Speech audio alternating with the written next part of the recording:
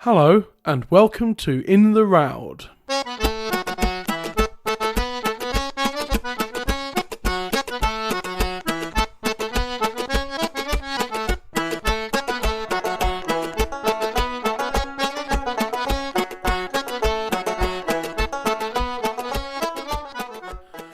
Greetings and salutations, dear listeners. My name is Matt Quinn, and this is In the Roud, a folk song podcast. I'll be your host to guide you through the world of traditional folk song as we go through the Roud Index, one song at a time. Each episode will feature two guests, one providing an historical look at the song, while the other will be a singer from the folk music scene to talk about their own version of the song. Way back at the beginning of this podcast, I recorded an interview with Steve Roud himself, where he explained a little about the index, so please head back to that introduction episode if you are unsure what the Roud Index is. We're in the middle of Season 2 now, and this is Episode 5. This week's song is Roud 15, The Cruel Ship's Carpenter. Later on, we'll hear from singer Andy Turner, but for now, let's take a look at the history of the song with singer, researcher and regular In the Roud contributor, Vic Gammon. Well, hello Vic Gammon. How good to see you again. Hello. Nice to be back. Good. I'm glad.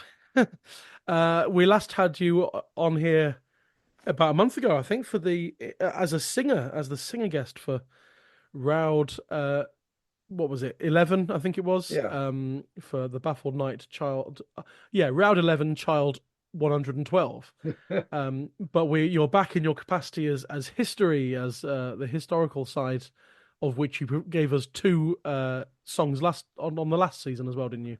And that was great stuff. So looking forward to this. How have you been since we last saw you? Not bad, except I had COVID after Whitby, which I think most people did, and various things like that. But in myself, fine. I've just taken delivery of a newly fettled F single row melodeon, which is wonderful. Right. Our friend Peter Rogan did it for me, and it sounds great. Excellent. We need more melodeons in the world. Absolutely. Right. Well, here we are already at Roud 15. Yep. Which is The Cruel Ship's Carpenter and our first non-child ballad of the season. Yep. Because we've had 4 weeks of child ballads. Apart from, of course, 2 weeks ago on the main podcast stream, I did release the first Patreon episode because I had to delay the main podcast and Dowie Denzaviero by a week. So 2 weeks ago, or was it 3 weeks ago? It might have been. We did have a non-child ballad, The Wee Weaver, but that was not part of this season technically, but we did have it. So in terms of numerically going through the Roud Index, this is our first non-child ballad of this batch of songs. It's certainly a ballad. It's certainly a ballad, but it's not in child. No, but child. I mean, to say child is such an important collection. I mean, but he didn't really. I've just been looking at that book by Mary Ellen Brown. We had a chat about this before we started recording. The book, Child's Unfinished Masterpiece. What's amazing is how uncertain he was of his own. He never really decided what he was actually up to. I mean, the child collection is so rich you can't ignore it, but it's not watertight. I mean, and his criteria was sort of literary. It was about a notion of the popular ballad, which was a certain form of literariness which he liked, so he, the famous quote, he thought songs like the one we are going to discuss today, which is, I think, pretty much a product of the Broadside Press. He called the Broadside ballad collections a veritable dunghill, which one grubs through and then finds a moderate gem, something like that. I can't get the quote quite right, but it's interesting with child because Brian Peters was talking last week about the Demon Lover and about because it's child number 243 out of 305, and Brian was thinking that so many of those supernatural ballads in Child are quite early on Uh, in numbers, but Child decided to relegate the Demon Lover to somewhere near the end of the thing, as if he didn't like it compared to the other supernatural the ones. last, once you get up in the 280s, 290s, these are the ones that Child really wasn't that certain about at all. Uh, and he I mean, I've reading Mary Ellen Brown's book. You become more sympathetic to him. He was a busy life. I mean, he did this as a sort of hobby, really. Think of him as this big professor of literature at Harvard and so on. But this was almost a side interest, and he had a lot of other jobs to do, and he liked growing roses as well. So, Well, there we go. no, you could spend hours on Child, and people do, and Yeah. people have done, and it's all good Yes. stuff. Anyway, not a child ballad today. No. Round number 15, The Cruel Ship's Carpenter. Mm. So where do we stand with this one? What's the song about? What's the Well, the plot? song is about a murdered sweetheart. It's a pretty bloody, gory song, and yet enormously popular. I mean, we're talking, it seems to date from the early 18th century. I thought it was older at first, but it's in the format of the older ballads, but I think it's probably 1720s, something like that. And it's a song which has lasted. It's metamorphosized really about twice. I think we can think of three big versions of it. There's the very early one, the broadside one of the 18th century, which is 35 verses long. Wow. You could reconstruct a performance because we know the tune it was written to. That's one of the clues. It's a broadside ballad. It goes to the tune of Peggy's "O'er the Sea with a Soldier," which is certainly a tune that's extant. So we could no, I don't think anybody ever has. I've never heard it reconstructed. And it would take a long Right. time to sing. It would take you, Yes. probably 10, 12 minutes to sing it, but it could be done. I'm not recommending it, but it could be done. And then it sort of metamorphosizes into something very much closer to the version that Andy sings on later in the podcast. A 19th century version. It's about a dozen verses long, something like that. And that's the one that's widely circulated in oral tradition as well, the one that Harry Cox and people like that sing. And then, of course, it goes to America, where it exists in various forms. There are some quite close to the original 18th century form, but it most particularly and most famously becomes the song Pretty Polly. I courted Pretty Polly the livelong night and left her next morning before it was light. And not only has the story boiled down to its essence really by then, but also so has the format of the song. It's more like a blues in its format. One line repeated, third line, and that's the verse. Right. And yet, even with its austere and stripped down sort of form, it's a tremendously powerful song in the right singer's hand. Listen to someone like Eddie West sing it, and this is wow. This is a song. Yeah. Lots of people liked it. Dylan liked it. There we go. I There we just go. watched Scorsese's film on Dylan, so it's a bit in my mind. Oh yeah, yeah. I haven't seen that yet, but I keep meaning to. It's a good watch. It's a good watch. Yeah. What a troubled, interesting, and clever man he was. Mm. So what's the plot of the song then? What are we dealing Well, with? I think the best thing to do, what I'd like to do, is to summarise the original long broadside, because all the stuff that comes later is actually already there in the first version. You get bits lost, you get bits lopped off, you get bits that aren't that transform in certain ways. I mean, it has three different endings, for example. But Well, we had this last week with the Demon Lover, with the uh, Brian Peters talking about the what we think might be the original broadside, or at least the earliest one we know, uh, has like 21 verses before you get anything remotely resembling what we know as the Demon Lover now. You know, wow.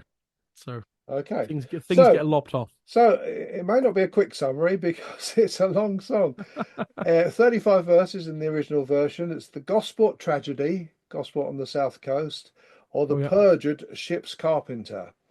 It's supposed to go to this tune, Peggy's Gone Overseas with the Soldier, which is certainly, if the song does date from about the 1720s, then it's absolutely been on the go for some time, that tune. So that does suggest it's a broadside creation. So it's worth, I think, summarising in full because, as I say, all the elements are there from the start. They just get emphasised or changed or developed in the later versions. The So the early stanzas introduce us to two characters. One is a beautiful woman living in Gosport. The other's a man who is a ship's carpenter, and they go under the name of Molly and Willie. He proposes marriage, but she resists. She says, "Young men are fickle. I see very plain. Uh, if a woman's kind, that the he'll just cast her aside. That idea." But he keeps this is interesting bit because this gets lost in later versions. But he really presses her about 3 verses of him imploring to basically sleep with him. So he wears her down basically in those early verses, and he presses her. They obviously have sex. She becomes pregnant. Now the surprise, surprise, this country is at war with somebody, and the king wants sailors. Which goes for most of the 18th century and a lot of the 17th and 19th as well. She doesn't want him to go abroad. She wants him to remember his vows and marry her. They haven't married, but she's pregnant, and that's a very important part because a woman in that situation is extraordinarily vulnerable. We can't imagine, without going back and looking at some of the poor law records, for example, how difficult it was for unmarried pregnant women. They were, they had to go into the workhouse. They basically were in a very bad way. They didn't have a lot going for them. But she does in the early version. This is quite interesting. In the early version, she says she'll haunt him if she's forsaken. But he promises to marry her and bring the license the next day, but he doesn't. He takes her out to see friends and leads her through groves and valleys. That's a consistent bit in a lot of the versions. She obviously, I recognise that bit. yeah, led her through groves and valleys to deep. She obviously fears that he's going to do a nasty on her, and probably going to murder her. And he says, "Yep, you're right. I dug your grave last night," which is pretty chilling when you think how this isn't an act of passion. This is an act of premeditated murder to get him out of the situation that he's in of having got this poor woman pregnant. And she pleads with him to spare her life, and he says, no time. And he stabs her. He pierced her heart while the blood flow, and into the grave the body did throw. So he buries her, goes back on his ship. Now this is where that's pretty much common to a lot of the versions. This later bit is a bit different in other versions. He's a ship's carpenter. Remember, ships are those wooden blooming things that you need a few carpenters on board just to keep the thing going, holes develop, all sorts of things. If you've seen Master and Commander film, you know what it's about. Oh, that's one of my favourite films. It's a good adore film. that film. The sound construction is wonderful on that film. I first watched it with headphones on, and you're in that world. The sounds are coming from everywhere around you. The sounds of that creaky old boat. You really get the feel of being in that ship. Yeah. Yeah, it's extraordinary. So anyway, but he hears her voice. He's on the ship. He hears her voice. And she swears revenge, and she swears the ship won't get out of Portsmouth. But nobody sees her except him. But later, another man who's interestingly named Charles Stewart, we're getting very specific here, sees the ghost and goes and tells the captain. The captain's immediately worried because this is not good to have a murderer on board. There's a lot of belief, a lot of folklore around this. If a murderer's on board, it'll upset the ship, and the ship can be in danger. And he questions the men one at a time, and William is obviously very afraid at this time, and the ghost appears to him. He confesses murder out of hand, and he seems to die in the night, distracted, mad. And this is different from the later versions. We can talk about the later, but he seems to die of madness caused by the ghost. In this version, the parents hear this story. We don't know, the time lapses are very difficult to understand. They go and seek the body, and they find it in a lonely place, and they bury the poor woman in Gosforth churchyard.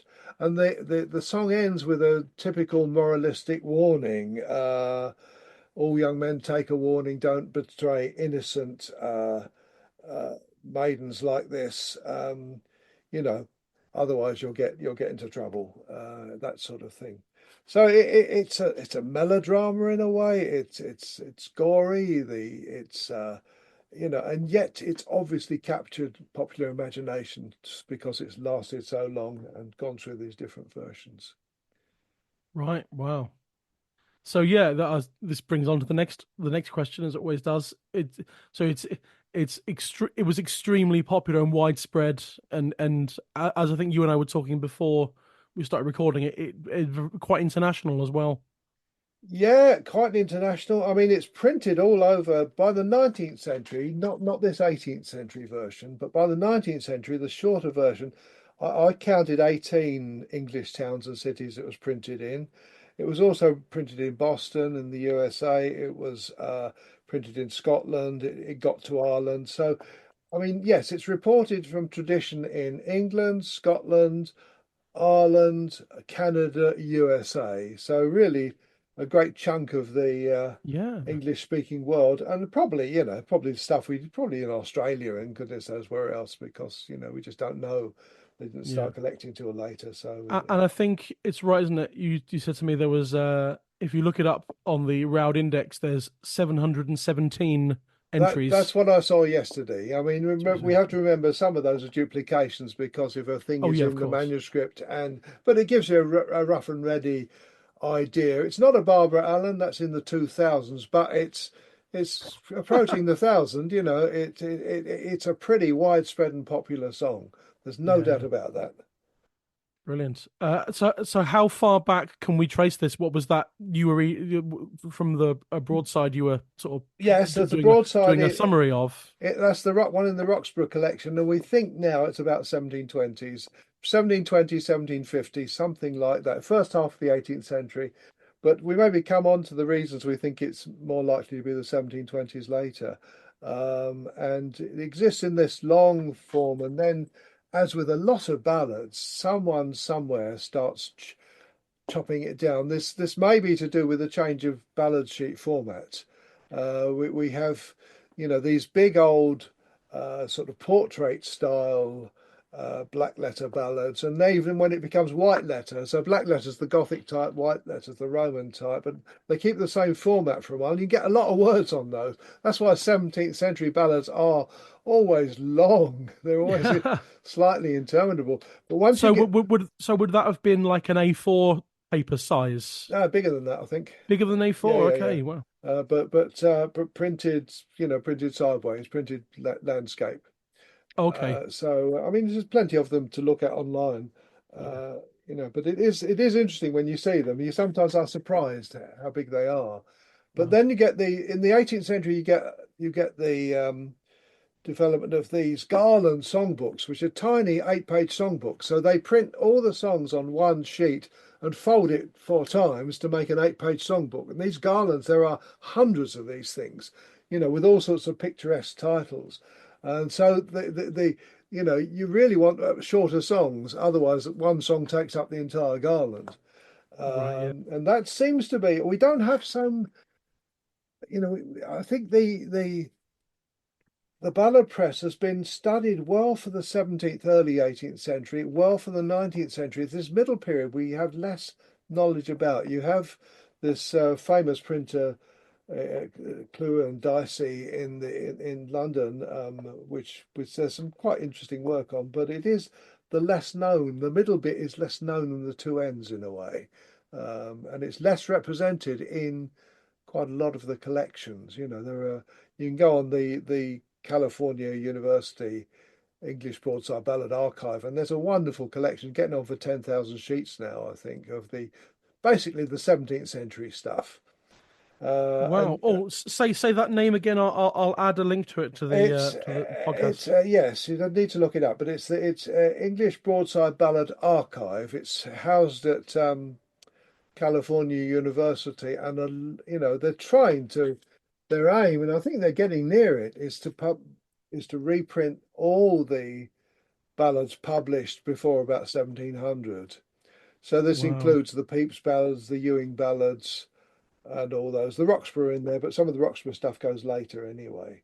And you said that was California, was it? California Essentially. University's Patricia Fumerton is the woman behind driving force behind a lot of Cool. it. I'll try and find that and put a Yeah, link I to it mean it's in the worth. show notes. Yeah. I think you'll find the Gospel Tragedy. I mean, the date is a rough cut-off. It's roughly the changeover from the black letter, the Gothic type, to the white letter Roman type. They always say it's around 1700, but you find earlier white letter and you find later black letter. It's not a Sure. strict. It's roughly, it's just useful to think of the start of the 18th century as a time when things at least were changing, if not had changed fully. Sure. Yeah. Right. As I say, it changes. Someone cuts it down in Oh yeah. the maybe the early 19th century. We don't know, but to cut it from 35 verses to 11 is quite drastic. That's a pretty hefty chop. But there's a lot of that goes on. A lot of that goes on. I mean, talk to other people, talk to Steve Rouse, talk to Steve Gardner, they know about this. So, yeah, I think it's perhaps to do with the change of format. They want shorter songs. Perhaps people are getting fed up with these interminable songs. I don't know. But there's a lot of, I mean, if you think of John Barleycorn as a good example, the modern version, the one that circulates. Peter Wood did a very interesting article on this. It's a 3-4 minute song. If you go Yeah. back to the 1620s, I think 30s, ballad of the bloody murder of John Barleycorn. It's a long old song. It's about 8 minutes, and it takes up a whole of one of these early broadsides. Fantastic. And as I say, I do think that the printers were cutting them down. They were cutting them down. And also, I mean, there's that whole problem of how much was recirculated from oral tradition. Because if a printer hears a song in a pub and writes it down and it's useful, he hasn't had to pay a shilling for a pop poet to write him one. That sort of thing was going on as well. So you get this constant interaction of the print and the um, oral. I just think it's back and forward all the time, really. Yeah. So how did the plot of the song change with the excised verses? Well, it's it loses some bits. It particularly loses the whole chunk about him pushing himself on the woman. The pleading, the entreaties. It loses that bit, and it loses other bits, but a lot of the action remains the same. He promises a marriage. He wants to, uh, he wants to sleep with her. He wants to, but then he takes her off through groves and valleys. They see the grave. He murders her. Goes on board the ship. One of the interesting things is that there's an element introduced in the later ballads which makes it. I was very surprised that it was this way around, but it makes it quite different from the earlier one. He doesn't go mad with distraction because of the ghost. She physically, I mean, as some of the versions say, she ripped him, she stripped him, she tore him in three. There's a real physical act of revenge. That's a fantastic line, I that, mean, and it's it's nice in a way. I mean, nice, but it's apt in a way because she does get a vengeance on him. She gets a very material, visceral vengeance on him. Interesting that disappears in some of the American versions. But in those, the one that Andy sings, which is pretty much the standard version with a little bit lopped off the front, it usually has a setting verse, which I don't think Andy sings. In Fair Worcester City, in Fair Worcestershire, a charming young dame. that's right. He gets on with the plot, sort of thing, in his version. But I think what I meant by fantastic in the line is just appreciating it from a linguistic standpoint. Yeah, I think as well because ripped him, she stripped him, Dorman three. You got that internal rhyme of yeah, ripped and yeah, stripped, yeah, which is yeah. really catchy. Yes, I don't know exactly how late that comes in, but it's certainly there. The whole Yeah, idea of him being torn apart by her, very physically visceral revenge, is I think yeah. new in the 19th century, and I think that's And also, yeah, tore him in three. I mean, if you're strong enough to tear someone in half because you've got two hands, but how did she tear him in three? Did she have a third hand? supernatural power. I don't Okay, know. supernatural. We're going with supernatural power. That's fair I enough. think we have to, But just as a construct of a line, it's really fantastic. She Yeah, ripped him, she stripped him, she tore him in yeah, it does three. vary that line. I mean, but That's proper horror movie it stuff. is That's horror great. I movie love it. stuff, Yeah, it is. But so is her seeing the grave when they're riding in the dark. That's an awful The moment. reveal that he's Yeah, already dug her grave. yeah, Yeah, he's yeah. planned So this. there's Yeah. no sense in which this is a crime. He's got angry with her and a crime of passion. It's No, no. he's going to do what he's intended to do away with her from the time he comes. Says you must come and see. Sometimes it's to see friends or some pleasure to have or something. But it's that sort of idea. Yeah. And there we are. So that's that 11 verses is essentially the version known as the Cruel Ship's Carpenter, Yeah, isn't it? it That's is. the Yeah, yeah, main, it is. That's the main title for that, as opposed to the yeah, Gosport Tragedy, because which that's is the the original. the Yeah. early version. Yeah, I think that's the useful title. Worth saying something about the ghosts. I mean, I've done some work on ghosts. I mean, at some point in the future on the Patreon, I do want to do a whole episode with you on All ghosts. right, okay. But nevertheless, we can to talk a bit now. Well, we But can just. I mean, just I yeah, got interested in ghosts because in traditional songs there seem to be two sorts of ghosts. There's the violent, vindictive sort of ghost who's really got it in for you, and they're not going to let you go. And there's also the kindly, the friendly, the lover's ghost idea.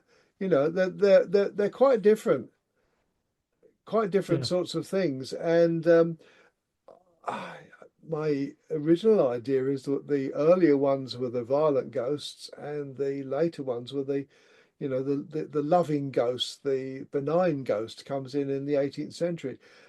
Given that I now think this violent ghost starts in perhaps the late 18th, early 19th century, maybe that chronology is not quite right. But they do seem. I mean, the ghosts are wonderful. There's some great. When I looked at some of the. Sometimes the ghost takes the person away to hell. There's a nice one here called "The Patient Wife Betrayed," and she says, uh, um, "Because thou hast betrayed my life, thou shalt with me away." And then his friends are looking at him. She whops him off to hell, basically. That sort of thing happens. You do get the yeah. physical thing. The ghosts.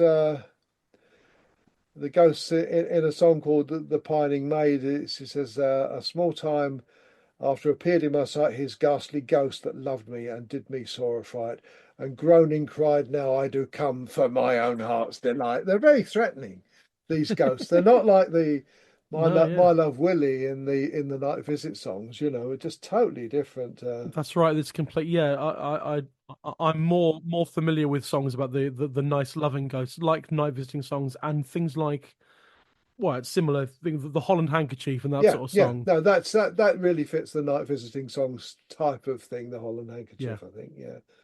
but that ends up being spooky rather than romantic in the Yeah, end. it is spooky, but it's quite child hated that song. But I think it's quite effective. I was remember Packy Burns singing that, absolutely wonderful. Oh, that's right. Yeah, Yeah, that's the Packy Manus Burn. That's the one. yeah. So this song, as well as Cool Ship's Carpenter 11 verses sort of thing, you said this ended up quite very very popular in America as Pretty Polly. Yeah, let's just pause before that because there seem to be there's some parallel versions, and these are just indications of the popularity of the song. Not only are there parallel versions, there's a song called the Sailor and the Ghost, and there's a song called Molly Betrayed, or the Fogbound Ship. Um, they become, again, Steve Gardner is good on this. They become parodied. Now, if a thing is popular enough to be parodied, you've got a real index of its popularity.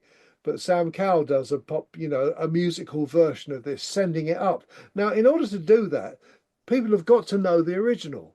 They've got to know the genre Yeah. from which it comes. So I think it's interesting that the song is parodied, and almost undermined in a way, because that really does indicate that the song is it's got a real hold in popular imagination. People know what you're singing about, otherwise there wouldn't be any sort of bother. They wouldn't do it at all. Yeah. So I think that's interesting. Yeah, it goes to America. It gets printed in America, and it gets shortened in America. Ah, Some of the early versions are just like the English versions, and I think some of those do survive in tradition in the USA. They're just like the sort of 11-verse Cruel Ship's Carpenter, but I think some elements, some of the older versions get over there as well. But by the late 19th century, I think we first have evidence of, if you like, a third lease of life of this song, and that is Pretty Polly, which is a really pared down version. The form has changed. Instead of the 4-verse ballad form, it becomes almost a blues form. I courted Pretty Polly the livelong night. I courted Pretty Polly the livelong night, and left her next morning before it was light.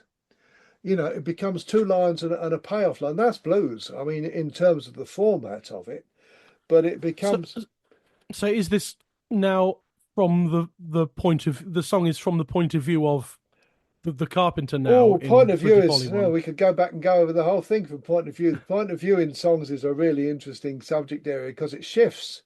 It shifts the Yeah, point of view. Um, because I'm looking at a version of the Courtship's Carpenter I used to sing, and it's in the third person. So, yeah, but but the is it Pretty is it Polly all in that the sounds third like. person? Uh, Let's have a look. Let's have a look. uh, I mean, there is some quoted speech as well, isn't there? Oh yes, but nevertheless, I think all the narration is Right. all the Okay. narrated bits are third person, whereas what you just said of Pretty Polly, at least that's first No, person. no, it's both because I courted Pretty Polly, so that's the first person, and then he led her through groves and through valleys Oh, through I things. see. So it Okay, does shift. fine. I mean, that is very common in popular song, traditional song, that there is no. This is why, sort of austere poets would say, "Oh, it's terrible," because you often get this shift of perspective, shift of who. What are you viewing this from? Is it a narrative vision? Is it an insider's vision? Very few songs. There are some dialogue songs that are purely that, but they're the rarity. There's often, I would, off the top of my head, I would say there's more often a shift in focus, which includes the first person and degree of Right. dialogue and some sort of extra outside narrative which carries the thing along. So this is obviously, I think it's evolved from this older song, but I think mostly evolved orally. And in Oh, the sorry, from the Gosport tragedy. yeah, but from that's complicated. Some people have really looked at the text in a way that I haven't. Seem to think there are elements of both in some of the oral versions. And the oral versions themselves are evolving and elements are coming in, although the structure of the thing remains the same. Um, but Pretty Polly, I mean, it's recorded 3 or 4 times in the late 1920s. There's this great boom of quotation marks hillbilly music, and you get recordings by Doc Boggs and John Hammond in the late 1920s, and these become fundamental because these are important milestones. The song is now in the recorded era, and then later on you get all sorts of people. In the folk revival and so on. This song is well known, and it just has a life that carries on, to keep the thing going. But yeah, so it's circulating widely, and there are loads and loads of recordings of Pretty Polly is the third generic name we can use. I called it Pretty Polly the Livelong Night, and that is. stripped down to an enormous degree. And so it's is that the change then from because in Gospel Tragedy she's Molly. Yeah, there's that Molly. Although there are some Molly versions of Pretty Polly, and that is a common. I mean, don't get too hung up on these sort of little shifts of language. You know, William, Willie, Molly, Polly. These things happen. Well, I guess Um, Polly it's alliterative with the word pretty, isn't it? It's a yeah, snappy yeah, title. but yeah, once you bring Polly in, you take the pretty with it. You see, I mean, Yeah, that's the trouble there. But yeah, so Polly is a common name. Molly's certainly there in the early versions, and yeah, and you get Polly in other seafaring songs, don't you? Like High Germany's "Oh Polly, Love My Polly." It's quite a common. It seems quite a common name for sailors' sweethearts in songs and that sort of yeah, stuff. Polly. it's almost to the extent that William and Mary, Polly and William, these are generic ballad characters almost. You know, if you've got a ballad character, then you call them one of those names. So I wouldn't get too hung up on that. That's not to me what's really interesting or important. Yeah, so I mean, let's think about the three stages and the endings of the song. In the earliest versions, it's the ghost seems to drive the man mad, and he seems to die in a fever or high excitement on board the ship. In the cruel ship's carpenter, the later versions, it seemed there's this wonderful stuff about ripping in three, so the vengeance of the ghost is foregrounded. In the Pretty Polly, the most common version seems to be a debt. You know, he covers her up so safe and secure, and leaves her to the birds to, just goes off. And then it just goes, a debt to the devil young William must pay for murdering Pretty Polly and running away. So there's none of that vengeance, there's none of that retribution, but there is the threat of hell. That's the most common ending of the Pretty Polly versions that I've come across. Right. And Okay. so Yeah. you do get those three different endings that are quite significant. But Yeah. I think that the ballad never loses that notion of the premeditated murder. I mean, he's dug her grave. He takes her to the grave. She sees the grave. That is probably it's pretty chilling stuff anyway. But that's probably the most chilling thing about the song in a way. It's a bit of a plot twist, but it's earlier in the song rather than Yeah, you normally get a twist at the end of stuff, but that's a big shock factor moment yeah. of that, I think, isn't it? Yeah. Polly, pretty Polly, you've guessed about right. I dug on your grave best part of last night. That is really chilling. Yeah, I'm just looking at the version I used to do, that was in the Wanton Seed book, from the EFTSS.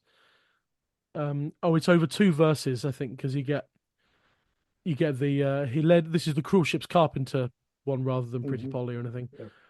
He led her through groves and valleys so deep, which caused this young damsel to sigh and to weep. O William, you have led me astray, on purpose my innocent life to betray. It is true, these words he did say, for all the long night I've been digging your grave, the grave it being opened, the spade standing by.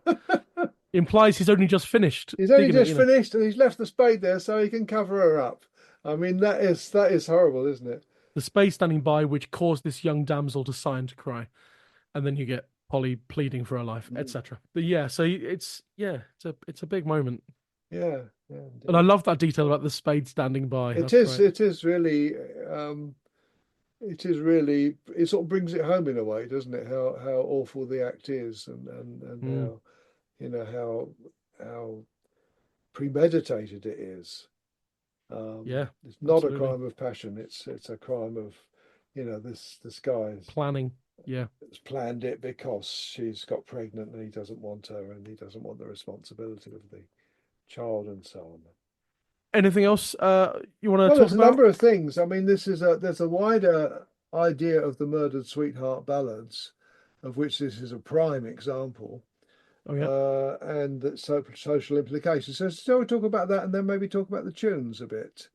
I Yeah, mean, yeah, go for it. there's a I think a wonderful guy, Tom Pettit, who's a retired professor of the South Denmark University, but he's English. He lives in Denmark, and he's done a whole set of studies on this subject of the murdered sweetheart, and he sees them as going right the way through uh, from the 17th century really through to the the folk song collection period, and it's this is a an outlier in certain ways because it is the death at the end, the death of the male actor is usually violent or we don't know it. In most of them, it's a criminal proceedings. He's caught and hung. But I mean, the significance to me, his work is really worth reading because he's done a whole gazetteer. I mean, he's very careful worker. He's done a whole gazetteer of these ballads, and that's available online. And he's looked at the plots and the implications of the different songs. And But it's worth thinking about the social implications of why this song has purchase, why people are interested in it, because that position of um, the precarious nature of being a young woman in that society is, I think, really significant. Um, I mean, unmarried young women in pre-industrial and early industrial society didn't have it easy. You know, you were supposed to get married. On the other hand, and have children, and you would be punished in various ways for uh, not, not obeying the. It wasn't. I mean, like today, I think 50% of people get married and 50% don't. Something like that. It's very unusual not to be married and have and still have children. So you've got to think of a society in which there's that strong emphasis on the prohibition of sexual activity before marriage. I mean, that is uh, I mean, Robert Burns in Scotland, I know, but he ended up in the cutty stool, the stool of repentance in church, and you were punished in church for being a fornicator. In England, it was the poor law that got you because if the father of your child wouldn't support you, you had to go in the workhouse, you had to go in the parish union, and so it was difficult. So these songs have a sort of purchase, a sort of grasp on mortality because any that could you could be William, any young woman could be Polly if you let yourself be seduced, if you let yourself go away. So the songs to me are the whole of the murdered sweetheart ballads say that that they're signposts, they're warnings, they're don't get into a fix like this because this is what happens. But they're about crossing boundaries, because they're about breaking prohibitions. That we're always interested in that. We're always interested in you know what the um, rule is, and we only know what the rule is in a funny way by having it broken. And so we can contemplate through a song like this and many other songs like this. Um, it, we get to think these issues, these social important issues through. I mean, in this case, and in all the murdered sweetheart ballads, it's really much worse than that. The girl is not only putting herself in danger through uh, premarital pregnancy. Pregnancy itself is dangerous enough in the 18th century. In some parts of the world, 1 in 3 women die in giving birth. And child mortality rates are enormous. But also, you're actually putting yourself in danger of being done away with. So there's a sense in which this song is a warning. And that's brought home very clearly by the moral verses that exist in some of the at the end of the ballads. But even without those, the songs have that sort of function.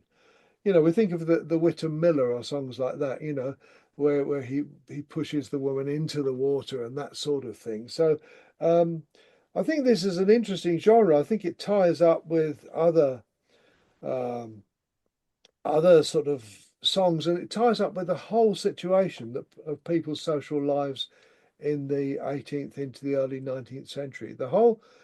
I mean, you've got this strange situation where marriage rates, I mean, everybody, if they live long enough, gets married pretty much. Few people don't. They don't get married till late. Average marriage age in the 18th century is something like 26, 27. It's not 18, 19. So you have a 10-year period between puberty and um, sort of married status, when sex is legitimate, when in a sense it's not allowed, and that itself can give rise to problems and frustration. So I think there's a whole tension within the society. One of I remember some guy, Shirley Collins, in front of an audience, and this guy made some sexual comment about one of the songs she'd sang, and Shirley turned around and said, "Oh, it's always those who aren't getting it who talk about it all the time." And I think you can widen that. I think you can widen that. That the songs, the fact that so many English songs feature sex may not be anything to do with sex being rampant. It may be to do with sex not being rampant. You see what I mean? That you could argue it that way around, and I Yeah, have of done in. course. Yeah, that's an interesting angle, I suppose. Yeah, yeah, Yeah. that's good. That's good. Well, there we are. So Something to ponder on. something to ponder on. Yes. What else? Shall we say something about the tunes? Absolutely, the tunes. Well, we know the earliest one went to this older tune, which is one of the reasons we suggest it's a broadside creation. Uh, Nice tune, but I don't do it, and I've never heard a reconstruction. Someone will do it now if they hear this podcast. They'll come up and sing the 35 verses and to the tune of That's Peggy's probably Overseen. me, I think. Well, there you go. You want to bore your audience silly, you can do that. Yeah, yeah. I already do with, lots of Gordon Hall ballads, so it's fine. Gordon would have done it, wouldn't he? Gordon would have Yeah, certainly have probably done would it. actually. Yeah, yeah. Uh, Surprised he didn't. some versions go to, it seems to fit to Villikins and his Diner, and I think that's a 19th century thing. Henry Burstow's tune is a Villikins tune, and some of the ones I looked at certainly have Villikins elements in them. But it does seem to, like a lot of broadside songs that are, where a dominant amount of the transmission takes place through broadsides. I think the singers, in a sense, they don't make up the tune, that they use a tune that, or some version of a tune, or melodic fragments to make the song. Harry Cox, for example, his tune is a version of Green Bushes. I think there's no doubt about that. Oh, yeah. Other tunes are different. Uh, as I say, the Villikins in common. The interesting thing is once, and this may be to do with sound recording, once the Pretty Polly becomes established in the USA, the tune pretty much uh, stays very similar in both form and tune. And it's in a sense, we could call it quite a primitive tune because it just bases itself.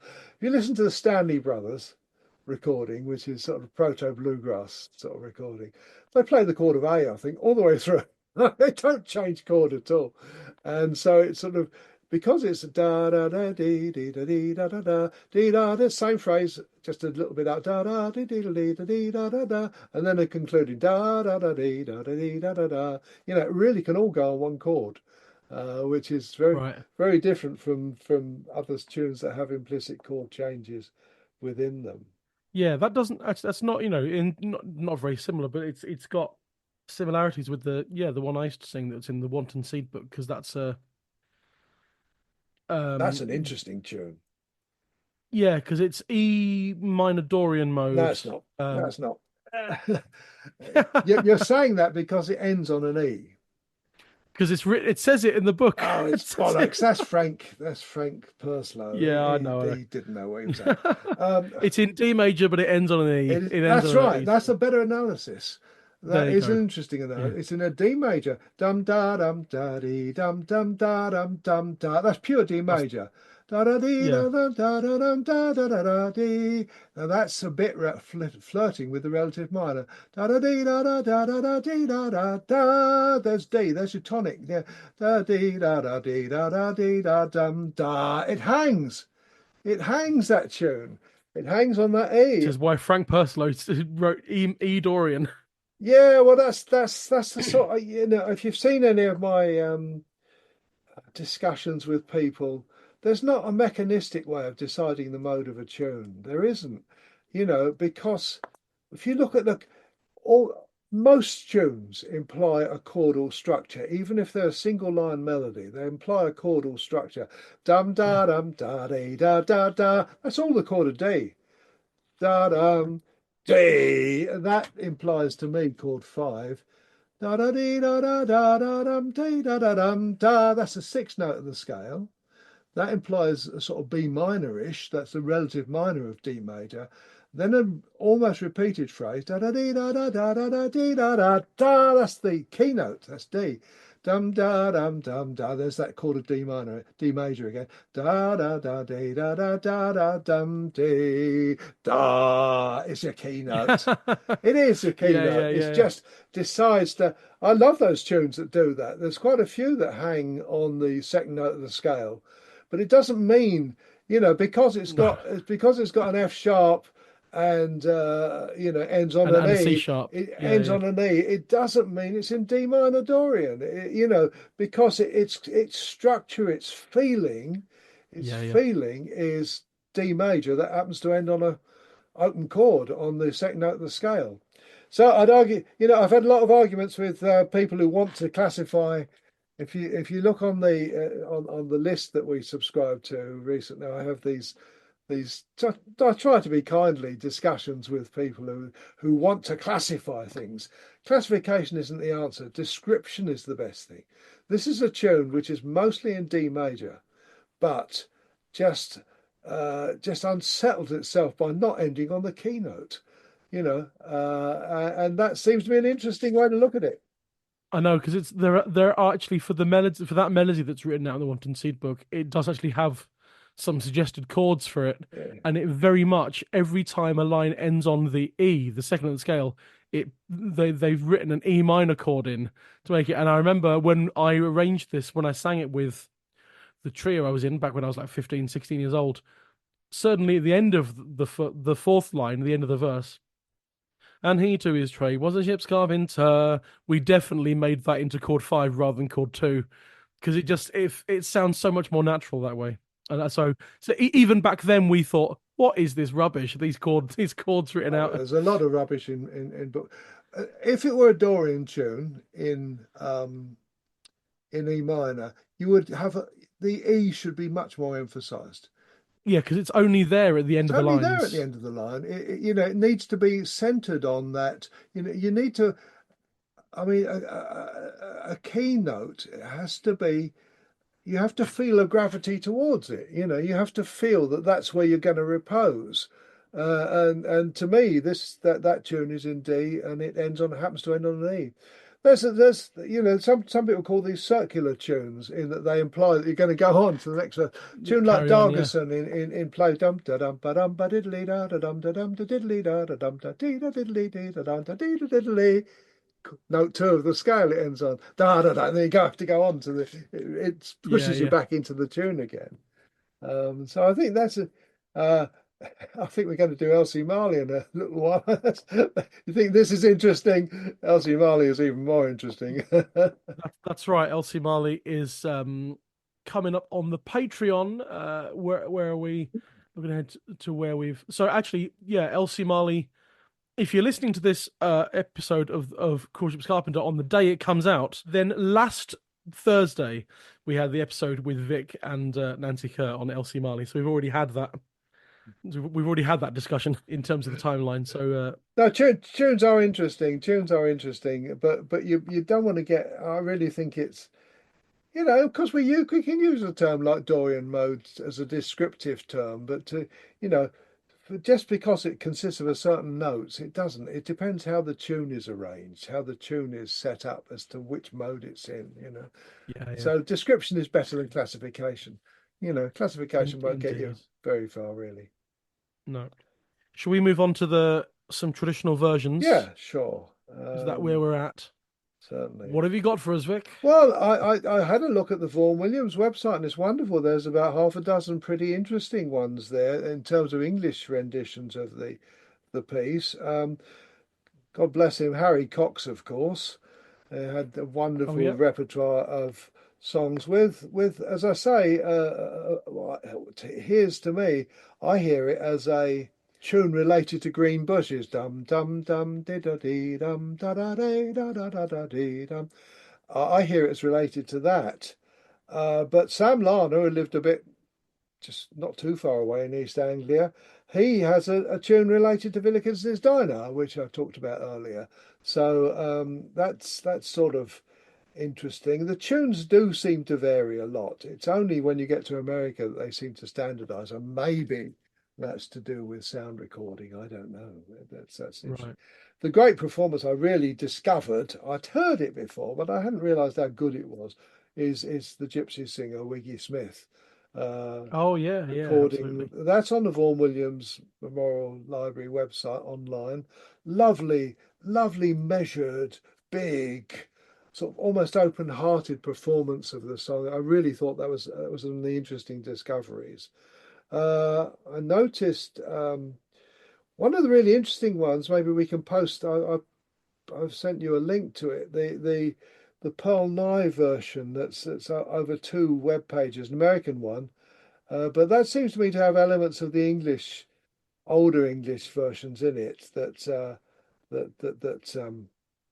uh, are there. Um, Now, once you get to, I think a lot of revival performers have performed the song. I mean, always like Mike Waterson singing. Waterson's Carthy did it, and there are various others that I think you've noticed, haven't you? That Yeah, yeah. I just wanted to say the just for clarification that the Wiggy Smith one version is on a CD, isn't it? The Musical Traditions Records label did a whole album, a whole CD of Wiggy Smith and the Smith family, other Smith family members, yeah, Wiggy and Wisdom and Denny. And I'm pretty sure there's recordings there of Wiggy and Denny yeah, singing it. Denny. I prefer Wiggy's version, but I mean it's all interesting. If you're interested in the song, you're Yeah, interested in. I'm just looking at that. Denny singing it lasts 2 minutes 46, and Wiggy Smith's one 4 minutes 37. Now there's a proper singer, you see. Whether he's singing it just naturally singing slower or whether I there's think the more versions are verses, slightly different. they're slightly different. Interesting when that's members of the same family, isn't it? That's very interesting when you get that. Yeah, Uh, absolutely. really And the something. Sam Larner one is on that he well that's I don't know whether that was his name for it or not, Hmm. but it's called the Ghost Ship, isn't it? On Yeah, that, yeah. that's on That's this. one of the other 19th century titles. That gets confused with another ballad as well. There are these different the Sailor and the Ghost. There are some other ballads crop up in the 19th century that tell roughly the same story, but they're not quite the same as this. Okay. But they're interesting. But and the Sam Larner that's on the album you can buy on CD called Now Is the Time That's for Time for Fishing. Fishing, which are the McCall Seeger recordings done in the late 50s, I think. Right, yeah. Uh, And Harry Cox is on volume 17, Ballads of the Voice of the mm, People. I think that's called, but that's as Harry mostly had the first lines of songs as title, so it's called In Worcester City. yeah, But it's and which is that was the common title on the that was the common first verse on the broadsheet versions. right, Fair okay. Worcester City in And that front. brings in confusion with some versions of Poison and a Yeah, Glass of that's Wine right. because Yeah, that yeah, because yeah. Joseph Taylor called that in Worcester Worcester City. City. Yeah, So suddenly that's when even first lines get you into a bit of deep absolutely. water and a Which is bit why of you trouble need the there. Roud index, which is There we go. because That's why you need the given route the unique index. Roud numbers, people still get it wrong. I saw something. I saw looking at this stuff. I saw that someone had given this Roud number to a totally disconnected song. I can't remember. Yeah, it It happens. It happens, you know. happens. I noticed So that's yeah. your friend Carl Sinfield put. Oh yeah. I'll give you I'll give you a link in the email. Uh, Put up a whole set of recordings. I think he just drawn them together from uh, from different parts of the internet. On the cruel ship's Carpenter, there's quite a lot of interesting stuff there. Steeleye Span and uh, Yeah, I'm just looking at the page for that in Sing Yonder Volume 2. Yeah, because we got Waterson, Carthy, Steeleye Span, Waterson, Mike Waterson. and it is quite useful to have a whole set together like that. Includes Shirley Collins. I see they recorded it, and um, Yeah, absolutely. there's one that's unidentified. I think it's the Doc Boggs. It's on the World Primitive Music. Gene Ritchie singing it. Gene Ritchie, great ballad Yeah, singer. Some yeah, good great. stuff there. Doc Boggs, Stanley Brothers. Yeah. Yeah, and there's a good Jeannie Robertson. Yes, that's interesting. This. I take it it's an Irish version. Yeah, because it's labelled, it's called Miss Brown of Dublin City. Yes, that's right. But once you get into the song, there's a lot of Ship's Carpenter verses there. It's only short. It's only Yeah, four verses, but do you know what I mean? that's right. It was sung to Hamish Henderson and Gene Ritchie, and I got Mainie Norfolk puts a bit of sleeve notes from it saying four verses. All verses have four lines except verse three, which has only two mismatched lines. There are generally five verses in this Irish song, with the last verse missing in this performance. So it's a bit of an odd mixture It one that, but is, yeah. but Jeannie Robertson always commands your attention through the stately nature of her singing. I think that's Absolutely. what she did. And then I would highlight the two members of the Brazel family, the Gloucestershire Gypsy Travellers, Weenie Brazel and Danny Brazel. Weenie Brazel sang it to Hamish Henderson in 1955, and Danny Brazel sang it to Pete Shepherd, our good friend Pete Shepherd, in Gloucester in 1966, and they're both on the Musical Traditions CD called "Down by the Old Riverside," which is a whole mass. I think it's three discs. It's three discs with about 25 tracks It's each wonderful. of recording to the Brazel family. I had it on iPod in the days one had iPods, and when I was going to work commuting, and used to listen.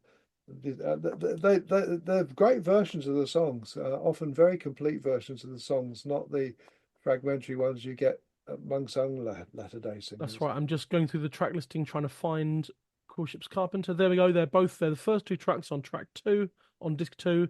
Danny Brazel's one lasts 2 minutes 53, and Weenie Brazel's one lasts 7 minutes. Yeah, there you go. There you go. Proper ballad singing. I highly recommend the Brazel family in general, but the Cruel Ship's Carpenter. And the last one I was going to bring up was, I think, Irish again, Paddy McCluskey, Yeah. which is Peter Kennedy and Sean O'Boyle recorded him singing Young Willie in 1955. And that fragments, because of the way those album series worked, fragment bits of his verses are included in the track of that song on the Folk Songs of Britain, Volume That's 7. awful, that bloody editing, the cutting the songs up, isn't it? I mean, that was a real. Yeah, it's his singing without verses 1, 3, and I 4. know it's just terrible. I mean, it's just.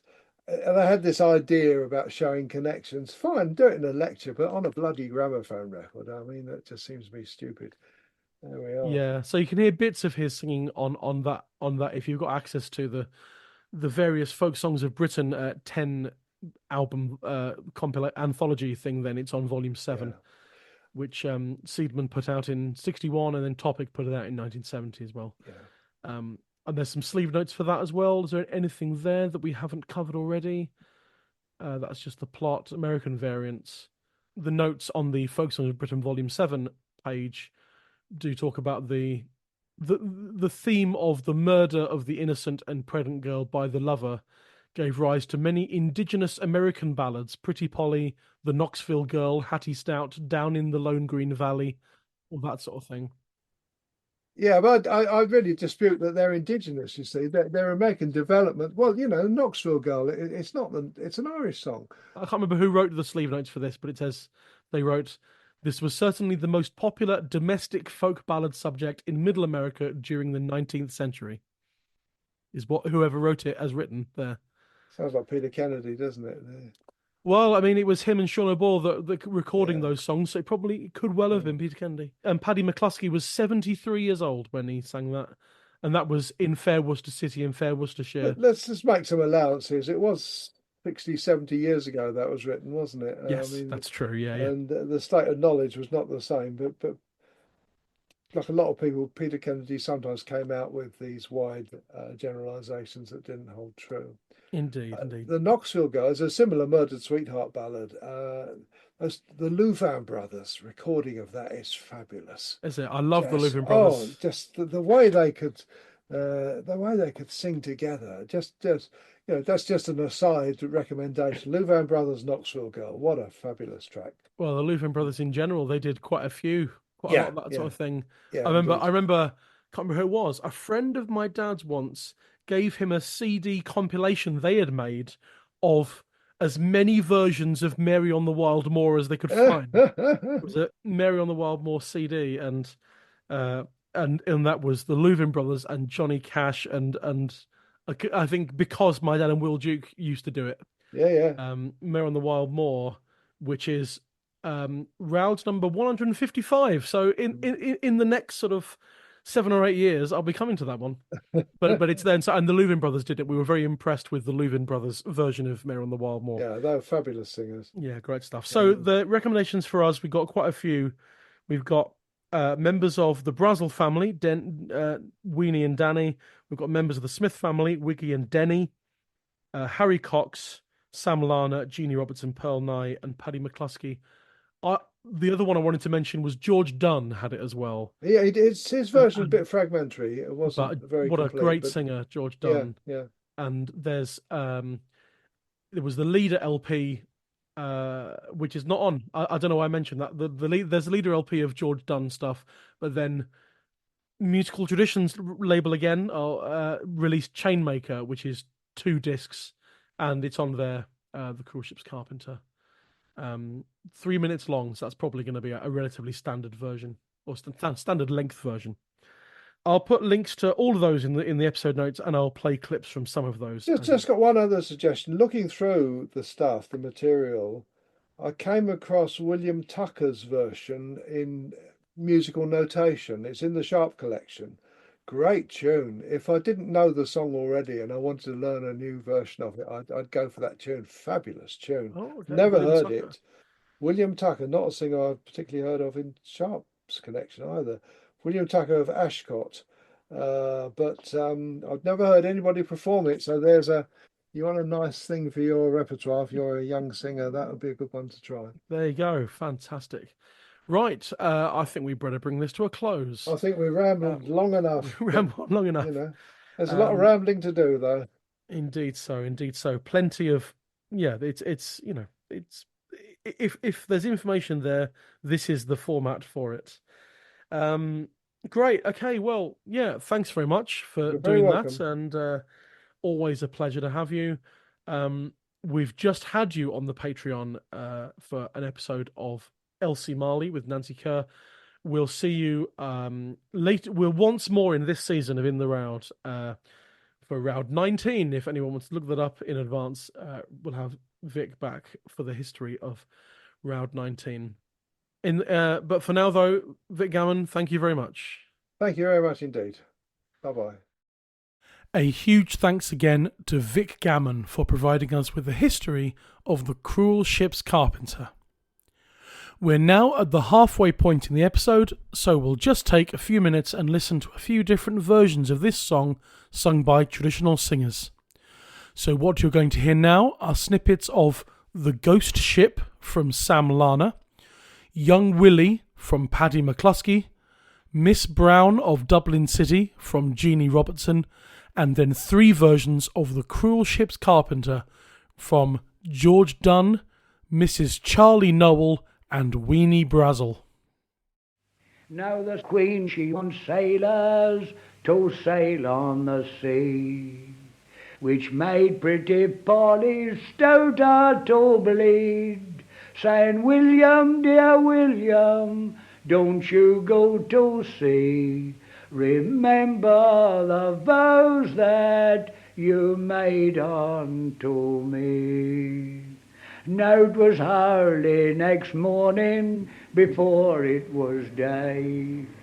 He went to his Polly, these words he did say, saying, Polly, pretty Polly, you must come along with me. Before we are married, my friends for to see. Fair ones are shining on foreigners in town.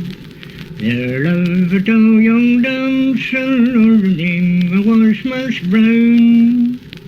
She courted the young worldly, her darling to be. As Tate's name and Saturday, gosh, Carpenter had been.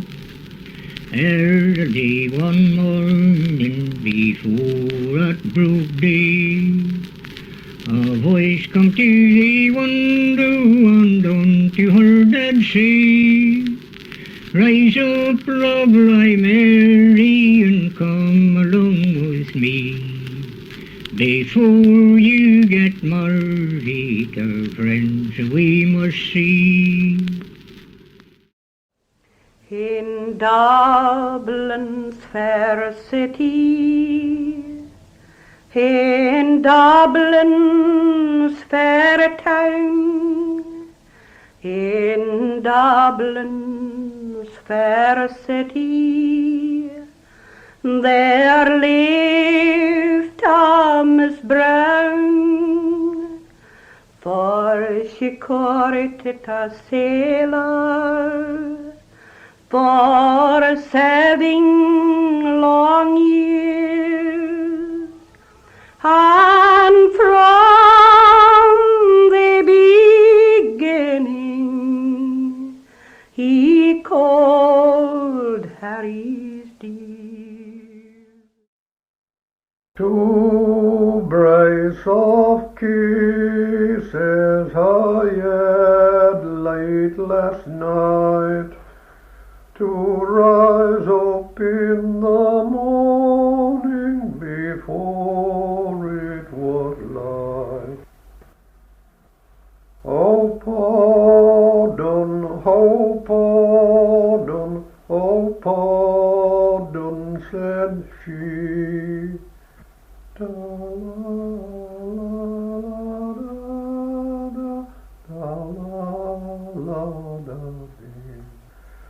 I'll travel the wide world to set myself free, if you will but pardon my baby and me. Molly, oh Molly, said he, will you a green molly get married to me? William, said she, I am too young, William, too young to marry you. 'Twas fair London city, 'twas near Worcestershire. I courted a young man to make him my dear. I courted a young man for to make him my dear. And him by his trade was a ship carpenter.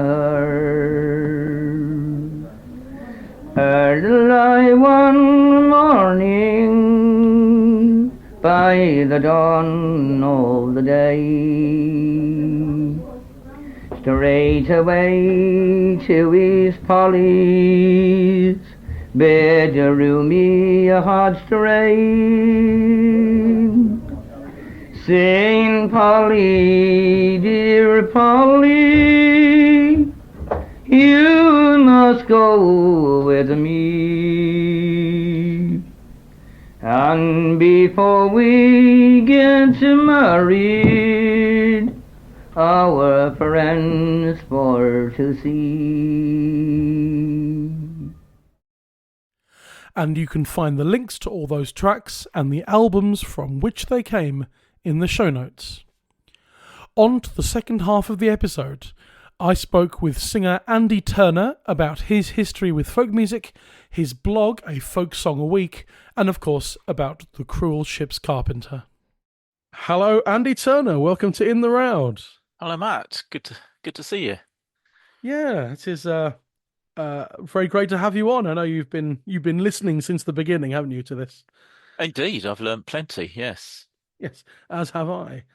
And I hope everyone else is learning too, as well as enjoying. But yeah, it's great to have you. We've known each other a long time. It seems it probably is a long time. I think it is. I think it is. Yes. I don't know how old you were, but I remember seeing you first, I think, at the Thursday night Lewis Folk Club. Oh, at the Royal Oak in Lewis, the Royal Oak Folk Club. Used to play there with Matt Green fairly regularly before it closed down. So yeah, that's right. I must have been there doing floor spots or just sitting under a table or something. But yeah, I was into it, and then I've been in the band with you now for about 10 years as well now. It seems. Well, it's longer than that. It's 12 years, and if we're lucky, we might have done a dozen gigs in that time. But as you know, I was about to say we've just got a new one, but we had to turn it down because we couldn't find a date to suit. But yes, that's right. Gecko's still going. Geckos, to everyone's surprise. Geckos, the Cayley band Geckos, which, yes, I'm the most 12 years as of 12 years ago. I'm the most recent member, aren't I? Yeah, so. I was recruited, which was very nice of you, I must say, and I've had a great time. Yeah. But yes, it's not a thing that gigs regularly. It's an occasional band, it has to be said. It's like one a year, and then once we did a New Year's Eve gig, which went into the next year, so that was our one gig for both years, I think. Unfortunately, it turned out that way, but yeah, no, they keep coming in, and then we just had an offer for next February, and I was the only one that couldn't do the date. And it's the only date I wasn't free for as well. So that's the way diaries go sometimes. Yeah, never mind. I look forward to a gig with you in 2026 or 2025. No, 2025. Maybe. Let's keep hopeful. Let's do one next year. Let's do one next year. Anyway, how have you been recently? I think we saw each other at Whitby Folk Week, I mean, Whitby's. It was a little while ago now, but yes, I had a good time there with. Again, playing with Matt Green, and then at the end of the week with Magpie Lane, which was great because that's the first time we've been to the festival as the full band. That's brilliant. Really enjoyed meeting and hearing some singers I'd not come across, particularly Francie Devine and Michal and Benary Quinn. Who were just fantastic singers from the Northern Irish tradition.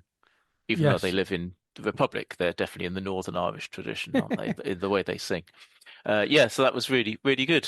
Yes, and I that was a particularly good gig at the end of on the last day on the Friday afternoon at the Metropole Ballroom, because that was I would consider that a star-studded, stacked lineup, because it was Alistair Anderson, Brian Peters, Magpie Lane, and Holly Clark and the Reivers. Yeah, and that was a particularly good afternoon, I must say.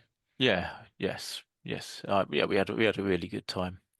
And since then, I've retired. I've given up the day job. Congratulations! And now throwing myself.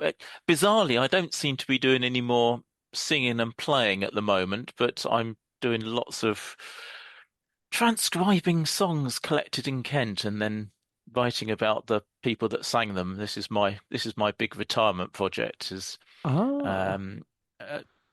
A smaller version of the Sussex Traditions project, but just purely on the basis that there were not nearly so many singers recorded or had songs noted from them from Kent as from Sussex. Sure. But yeah, I'm spending a lot of time on that at the moment. Oh, well, excellent. I may have to put you to use on the Patreon side of In the Roud at some point when it comes to possibly. Kent. Yeah, you could do a Kent special. I do have plans because we've just done the Patreon's only been out for a week now, But we've had a spotlight episode on the collecting work of Sabin Baring Gould. Yeah. And that's the first spotlight episode, and that's the collector spotlight. We're going to do singer spotlight episodes where we focus on one singer, traditional singer, but I'm also going to do the occasional region spotlight episodes and do get someone in to look at the collecting work that went on in particular regions of the country or the world. So yeah, I should be able to help with that one. Yeah, so that will come sometime next year onwards. But yeah, very good. And yes, you're retired now, which is why we're recording this at 10 a.m. on a Tuesday. Indeed, yes. Because this would not have been able to happen like this otherwise.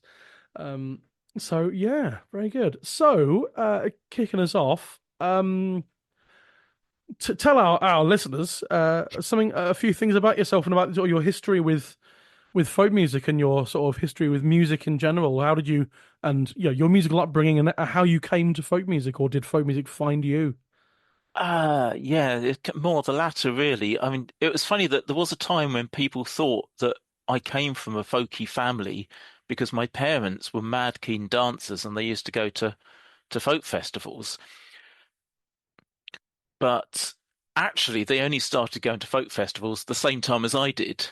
And then they never stopped. And as I say, absolutely mad keen dancers flung themselves around the dance floor. But I didn't have any experience of folk music growing up. The closest probably was when I was at primary school. I absolutely loved Singing Together, which was on the school's radio on a Wednesday morning or whenever it was. And in retrospect, a lot of those songs were folk songs or folk adjacent, maybe, but they weren't presented as folk songs, and I certainly didn't know they were folk songs at the time. So, I used to love singing, and I learned the recorder like kids do, and I was very bad at the trumpet at secondary school, but and I sang in the school choir, so I was very keen on making music. But the kind of the critical moment, thanks to the internet, I can tell you exactly when this occurred. It must have been at about 7:45 in the evening on Thursday, the 13th of November, 1975. Hang on, what day did you say? What was the something of November? 13th of November, 1975. Do you know that 13th of November is the day your episode's going out? So there we are. There. Oh. And I was thinking that I should put a date in my diary for 13th of November next year and celebrate 50 years of being a folkie. Well, there you go. That's how fortuitous. So, but how this came about was Top of the Pops Thursday evening, and we'd had, again, thanks to the internet, I can tell you, we'd had George McRae, Rod Stewart, Demis Roussos, and David Cassidy, and then on came Steeleye Span miming to All Around My Hat. Oh, and I've seen that very clip because that's always on YouTube. Yeah, and say what you like about that. It's not exactly the way I'd arrange a folk song these days, I can't say I've listened to All Around My Hat for a very long time. But I guess they wanted to have a hit, and they got Mike Battin, who was the man behind the Wombles, and he gave them a hit. And the production it meant that this track didn't sort of sound out of place on Top of the Pops or, pop radio. But what I think must have caught my attention was, well, there was the fiddle and the mandolin, but mostly it would have been Maddie Pryor's vocals, because she doesn't have an exaggerated kind of folky voice, but she's definitely she's a folk singer, not a pop singer, and I think that must have just made it stand out for me, or something did, and I just thought I really like this, and something also said, I guess this must be folk music. I don't know why, but I obviously thought, oh yeah, fiddle, mandolin, yeah, it must be folk music. And the next day at school, I was talking to friends, and my best mate Mike said that his dad had got a copy of a Steeleye album. And a few days later, I went home from school with Below the Salt, which was an earlier album, 1972, I think. Oh, yeah. And that was much folkier you could say it was electric folk rather than folk rock. And a couple of listens of that, and I was just absolutely hooked. And I've not looked back since then. And then, well, so then that Christmas I got the All Around My Hat LP, and I thought, well, this is quite nice, but it's not as good as Below the Salt. So I started looking at their earlier stuff. I was just looking up Below the Salt. Is it 72? 1972. That's the Gaudete album. It was. So that was their previous hit, but that was more of a novelty hit, unaccompanied medieval Latin chants. It's but that's the album that Gaudete's on. I think why Mike's dad had bought it. Actually, he was into early music, so he'd heard Gaudete, and then he bought the album. And if anyone's interested in Steeleye Span chronology, that was the first post Martin Carthy Steeleye album. Yeah. Well, so having heard that, I then went back, and these were the days when you could go into a pokey little record shop in Ashford in Kent where I lived. Actually, there was one pokey little record shop, and there was one really quite big record shop, and you could go in there and, oh, look, here's an interesting looking record, Steeleye Span, 10-Man Mop, or Mr. Reservoir Butler Rides Again. That's with right. a really good cover. And I bought that and took that home. And yes, so that was the first time I heard Martin Carthy. And I think that's my favourite. Well, that is definitely my favourite Steeleye album. Yeah, and that's the and linked to the podcast. That's the album that's got the Wee Weaver on it. Well, exactly. Yes, and we heard that a couple of weeks ago with Nancy. Exactly, and that was just Maddie Pryor and Peter Knight on the fiddle, and then there's about half where Martin Carthy plays the acoustic guitar. And it's got electric bass on it, but it's a very acoustic sound. And then the other half, he plays electric guitar, and you've got really good arrangements like Captain Colston. And the best of all is When I Was on Horseback, Roud 2. That's exactly so. Yes, indeed so. Of course, the point with them was that was at the time that was electrified folk music, but without a drummer. Without a drummer. That was the key thing. Yeah, I don't mind a drummer in my folk rock, but I think most of my favourite records don't have a drummer, and that was definitely my favourite Steeleye album. And so I was clearly, even at that point, it's like the folkier the folk rock, the better. And then over the next few months, another. Well, I got the Tim Hart and Maddie Pryor, one of their duo albums from the 60s, that must have been. And another friend at school, Pete, lent me a Chieftains album, and he introduced me to the Planksty. And then he sold me what was already a second-hand copy of 4p or Spicy Ale, which is the Watersons record, the first Waterson's record that's got Martin Carthy on it. So sort of Martin featured prominently, quite by accident in, a lot of my early listening. And the Watersons, the first time you hear the Watersons, that's kind of a life-changing experience, really, because I really love the Steeleye Span vocal harmonies, but the Watersons were all about harmonies, but it's a very different kind of harmony singing. It's keep singing the tune until you can't, and then sing something different. It's that philosophy. No holds barred, and so really loved that. And Mike Eaton, my best friend at school, right from the start, we'd started singing songs. So initially just pinched off Steeleye albums, and now we were singing Waterson's albums as well, with a funny mixture of, bear in mind we're kind of middle class Kentish 16-year-olds or whatever, a funny mixture of being influenced by Tim Hart's kind of put on folky voice and Mike Waterson with his sort of his Hull voice, and we must have sounded awful, but I would sing the tune, and Mike was really good at picking up a harmony part, singing up a bass line, and we would just sing anywhere. And I remember one afternoon after school, when everyone had gone home, we stood in the stairwell of the school because you've got these really good acoustics. And we just sort of sang there for half an hour or so. And there was this bloke who was about a year or so older than us, and he and his brother were already dancing with the local Morris team. And he came by and he said, "Well, this is all right, but you want to sing some songs from nearer to home. You should listen to the Copper Family." Well, we no idea at all about the Copper Family and didn't do anything about it. But bizarrely, a few months later, Mike's next birthday, his mum bought him not the box set of A Song for Every Season, but there was a single LP which had 12 tracks taken from the box set. And she must have seen that in, one of these, well, either W.H. Smith's or a little independent record shop in Hythe down on the Kent coast. And she must have thought, oh, Mikey will like this. Didn't know anything about it. And it's bizarre, really, 1975, or no, 76 by this point, you could buy a Copper Family LP on your high street, but so she gave it to Mike for his birthday.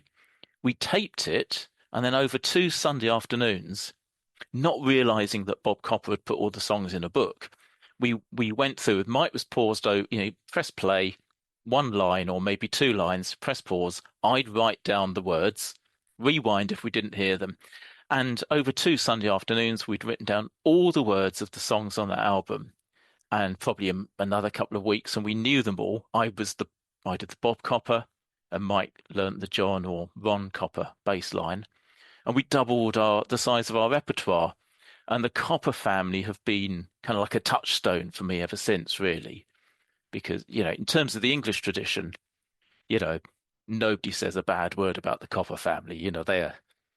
They're just such a wonderful institution, and Bob was who I did get to meet a few times, was just such a lovely man. So that was my first introduction, I guess, to traditional singers.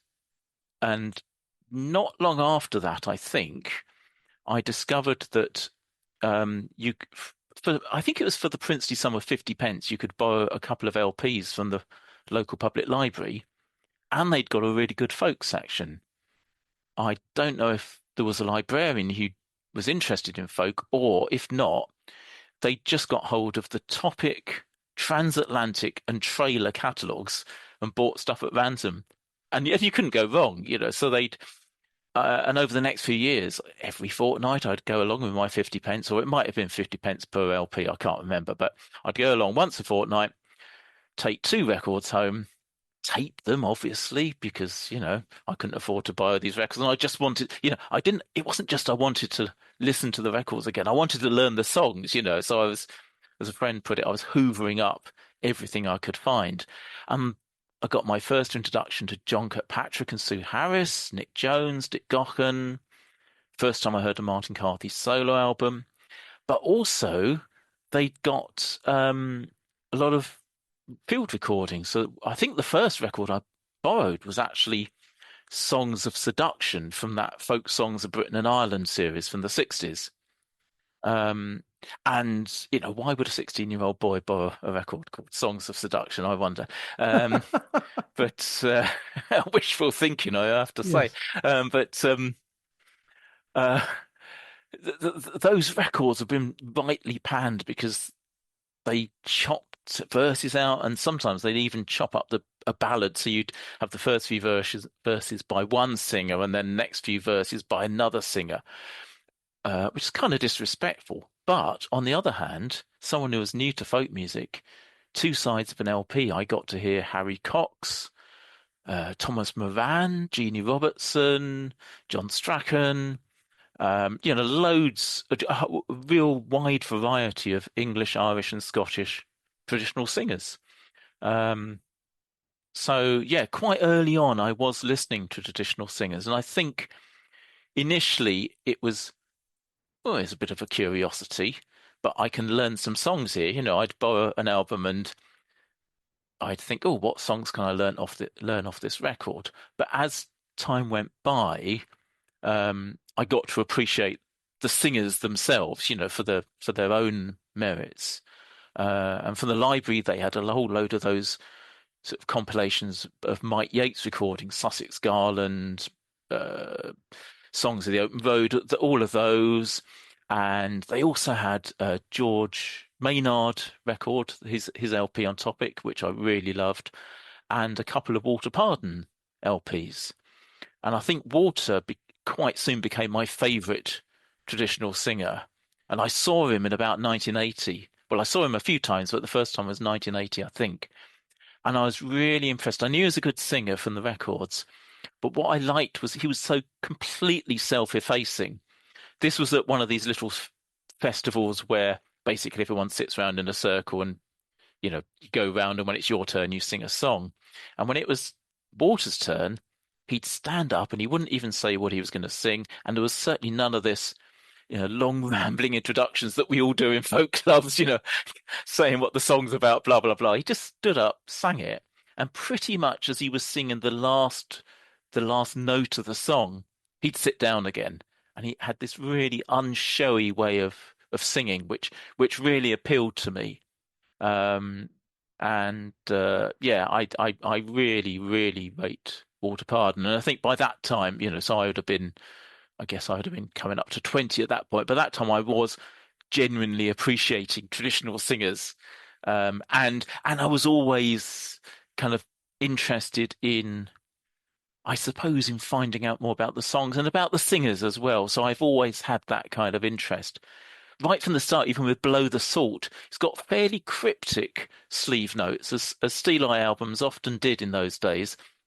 But it mentions Harry Cox, and it mentions, again, I think it's John Strachan and Queen Caroline Hughes, names that meant nothing to me at the time. But then a bit later on, I'd come across them on a record or in a book and think, oh, yeah, okay, yeah, Steeleye sang one of their songs, and it would begin to make sense.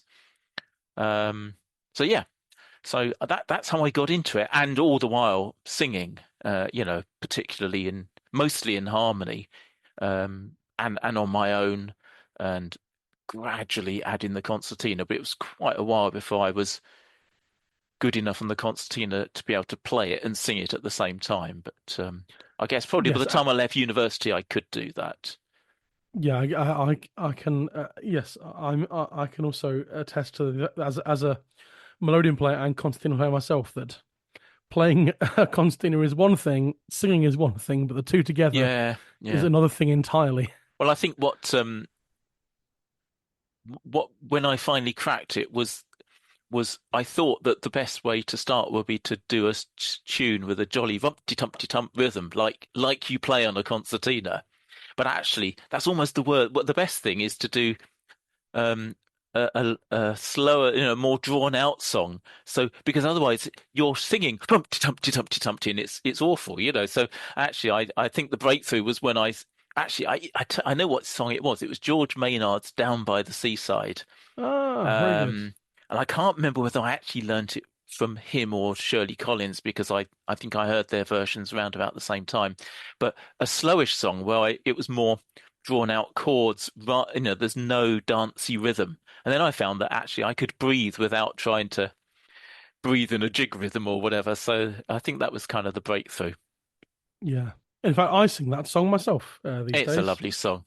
Shirley used to ask me to sing it. I always felt rather embarrassed. I'd go down to Lewis and she'd say, sing Down by the Seaside. And it's like, oh, really? I wouldn't have sung that because I learnt it from you.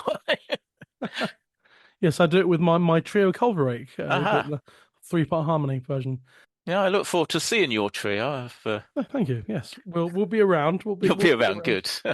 Yeah, and so I guess all that. Yes, I always bring this up because it's really good, but it doesn't exist anymore. But all that hard work paid off because you won an award at Sidmouth Folk Festival. You've seen the photo for me with my shorts on. Yes, I love the fact that you've won an award for folk singing, I think, isn't it? Well, it was a thing. I don't know how long it lasted. That was the very first one, and it was promoted by Jim Lloyd, who used to present Folk on 2 on Radio 2, kind of the precursor of the Mark Radcliffe programme, Wednesday night on Radio 2. I don't think it was a Radio 2 thing. I think he'd formed some, English performing folk arts or something like that. And it was at Sidmouth in the Beach Store, which I suspect you don't remember, but you'll have heard people talk about the Beach Store. It was they would have kind of folk clubby events in there, lunchtime, afternoon, and evening.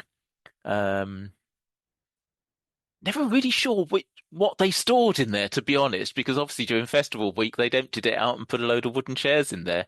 But it was very sandy. You'd definitely go home from Sidmouth with, if you'd played the beach store, you'd have sand in your instrument cases. But I used to love it in there. And they 1984, I think it was.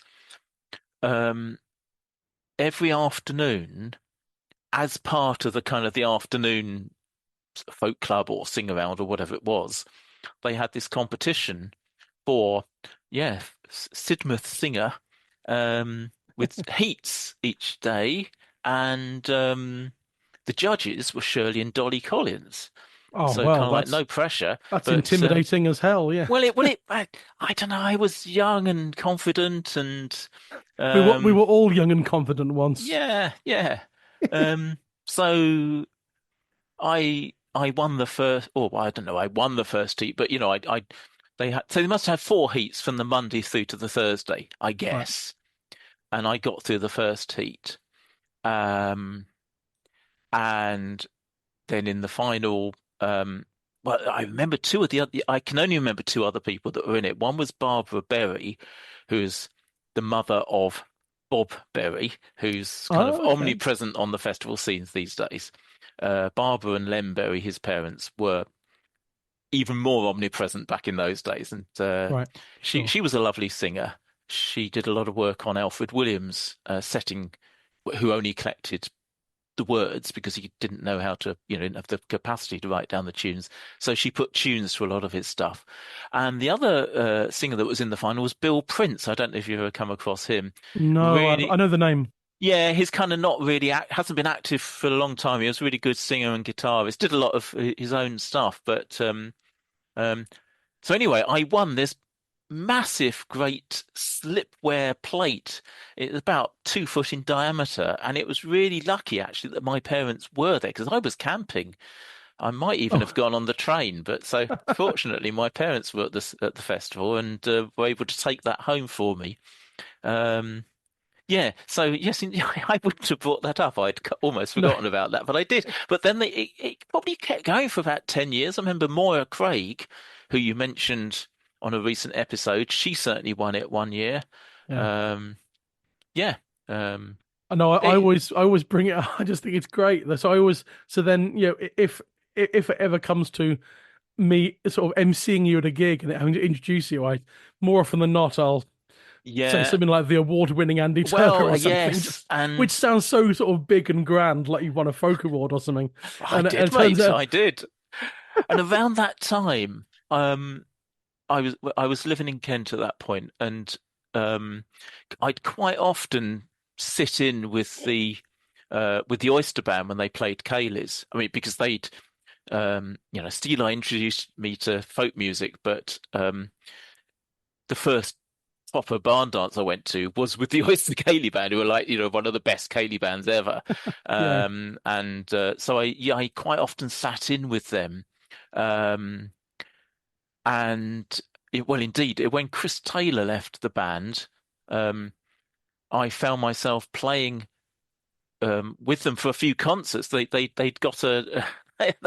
were doing a Far Eastern tour, a British Council Far Eastern tour, and they had because Chris had left the band, they had a vacancy, and I did. Was it 5 days in Japan with the Oyster Band, not playing Cayleys, but doing concerts? And yes, Ian Telfer used to introduce me as the Sidmouth Nightingale, because that was probably the same year or the year after I'd won that Sidmouth singer competition. Yeah, the Sidmouth Nightingale, fantastic, brilliant. Anyway, moving on from that, we better get on to the song. That's why we're here. Indeed. So Roud 15, the Cruel Ship's Carpenter. Are you able to sort of pinpoint when you've not necessarily the version you sing now, but when you when you first came across the song? Yeah, it would be.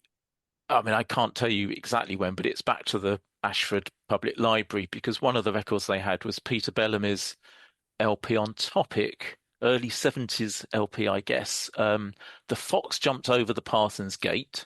It's a 1969 LP. That is it 69? As early as that, right?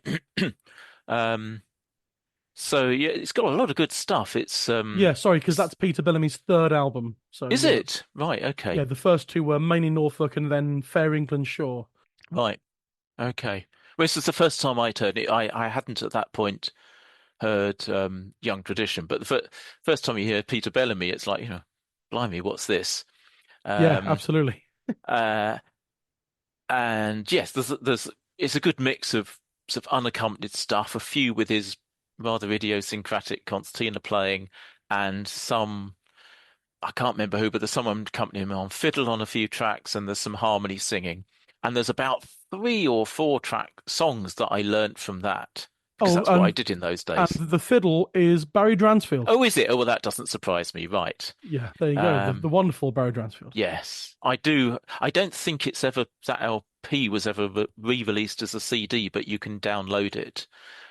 It's one of the records that Topic has definitely put out as part of their digital archive, if you like. I think so, yeah. So I have got a copy of that. So yeah, I learnt, I say, at least 3 songs off that, and I learnt this one, and Peter Bellamy sang it in a great way. He absolutely laid into that phrase that I think you and Vic talk about in the first half.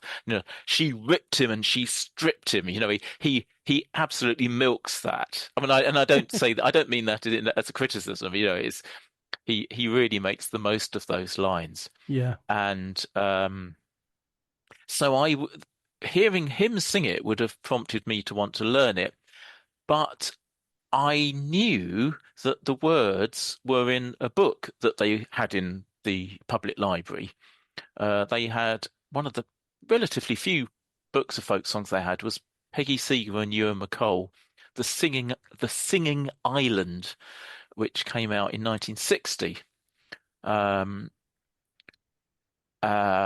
Which had a lot of, I don't know if it was all songs they'd collected, but a lot of them were. There were some, from McColl's parents, and things like The Flying Cloud was in there, and Fourpence a Day, which was definitely a McColl. Well, I assume he collected it. Either collected it or said he did and made it up. I don't know. It almost certainly had Four Loom Weaver and stuff like that in it. But it had, because of course Peggy Seeger and Ewan MacColl had recorded Sam Larner. So Sam Larner was Peter Bellamy's source. Yeah. And they'd recorded Sam Larner. So it had a transcription of Sam Larner's version. And rather than writing the words out from the Peter Bellamy LP, I learnt the words as printed in the book. I suspect that Bellamy hadn't really changed the words very much. And he hadn't, well, as we all do, when you sing a song, you don't sing it exactly like the source singer, but he hadn't sort of dramatically changed the tune at all.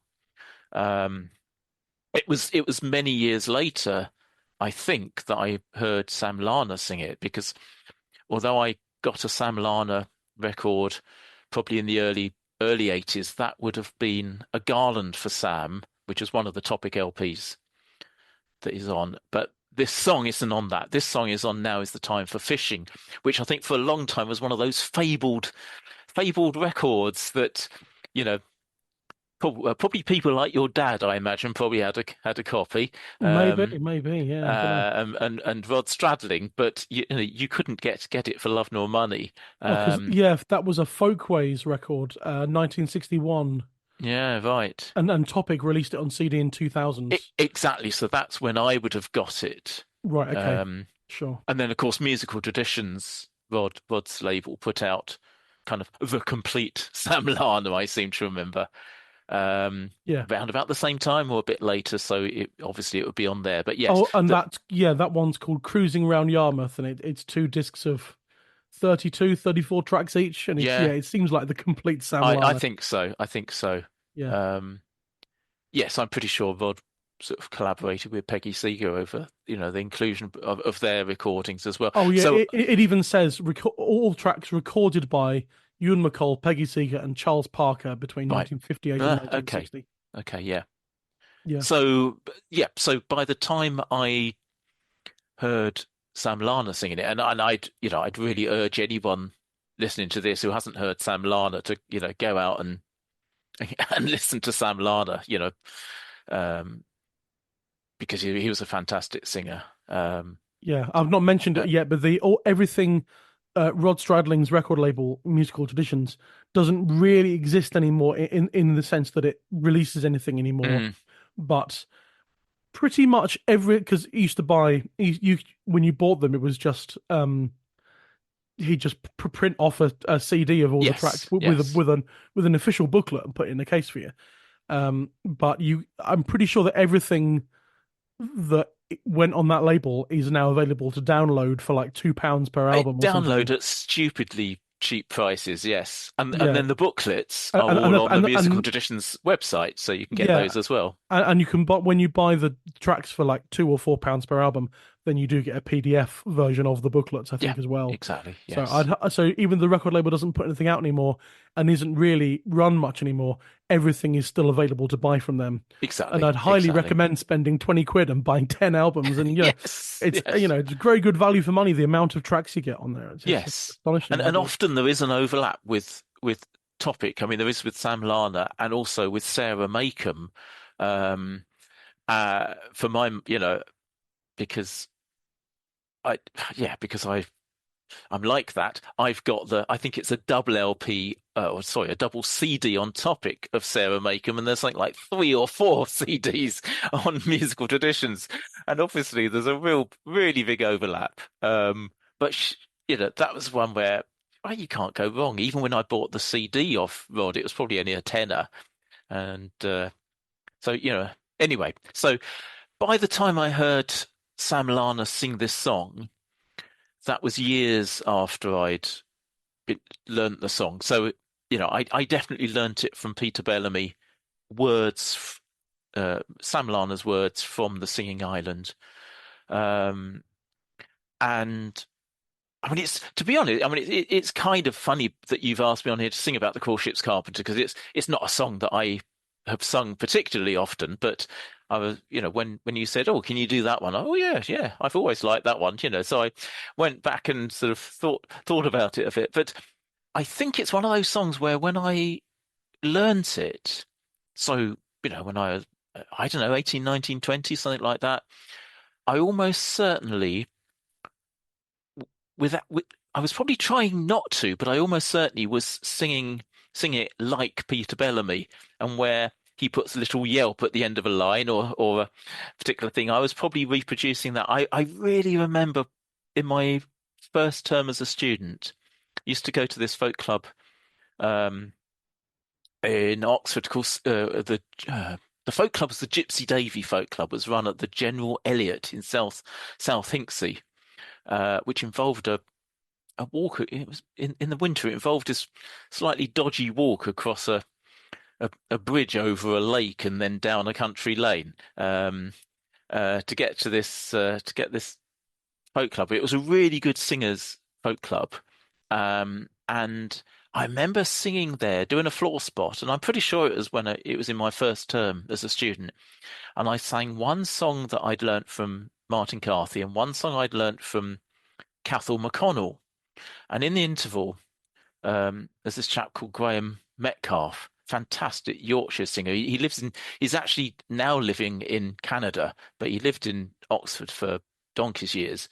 And I think the longer he lived in Oxford, the stronger his Yorkshire accent became.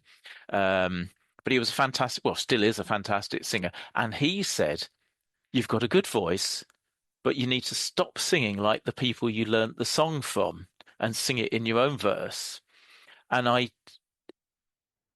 knew that that's what I was doing. I mean, as soon as he said it, it was like, yeah, you're right, I am. But it's really difficult.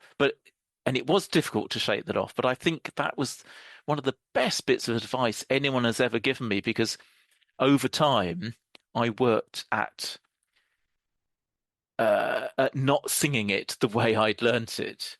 And it's funny because when you're listening to a singer, whether it's a modern singer or a traditional singer, often one of the things that sort of hooks you in is, it'll be the tune, but it will often be the way they've sung it. And so if they do something particularly effective, a little decoration or a variation on one line, it's like, oh yeah, I'm going to do that as well. But yeah, so from that point on, I made a conscious effort, and I think these days pretty much everything I sing, I sing it in the same way, really. I'm not one of these singers that's got different voices for different songs. It's one reason why I don't sing many American songs. I do occasionally sing Almeda Riddle's version of The Wayfaring Stranger, but I find it really hard there to either sing it in my normal voice and without, although, or else I try and replicate that sort of very distinct Appalachian style of singing, which is what made me want to learn it in the first place. And that's not me, so it's it's a bit tricky. That's one I tend to keep to myself, really. I think, because I've not really found the way of doing that song. But anyway, so that's why I learnt it, and I've only ever sung it unaccompanied. So I don't have a story to tell about how I worked out a concertina accompaniment or how so and so did their guitar accompaniment with that one. But and I don't think I'd ever really but particularly listening to Vic, talk about this song in the first half of the podcast, it was the first time I'd really sort of realised, oh, okay, this is the history of this song, and I'd certainly never realised that the Sam Larner tune is a version of Villikins in his Diner.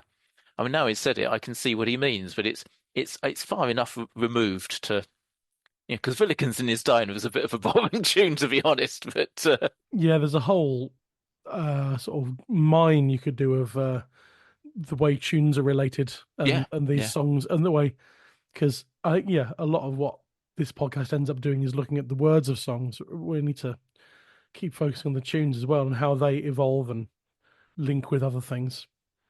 And so the reason I knew that you'd sing it at some point was because it was included on your A Folk Song a Week series blog thing. Talk about that for a bit. So obviously it was inspired by Jon Boden's A Folk Song a Day. I think I started mine sort of more or less as his finished. But he gave me and not just me, there were quite a few of these blogs then, and they still keep cropping up. Just suddenly realized that, okay, we've all got recording equipment of some kind in our home. Actually, the early recordings on the blog, listening back to them now, the sound quality isn't all that brilliant, but they're now done on a handheld Tascam that cost me about £100, and it's pretty decent quality. But it gave me the idea that you can just record stuff at home. You can get a WordPress blog or whatever, for free, and you can spend money on it, but you can kind of do this more or less for free. And I'd had some problems with my voice. I'd actually had an operation around about 2010. I'd got I think it was called a granuloma in my throat, and I had to have surgery to remove that. And I was not able to sing for a little while before that, because I'd start singing and it was just like you'd got this incredible frog in your throat. And then I had to rest my voice for several months after I'd had the operation. And I was paranoid that this was going to come back again. And I thought, well, I'm going to get these. I know loads of songs. I'm going to get them down for posterity.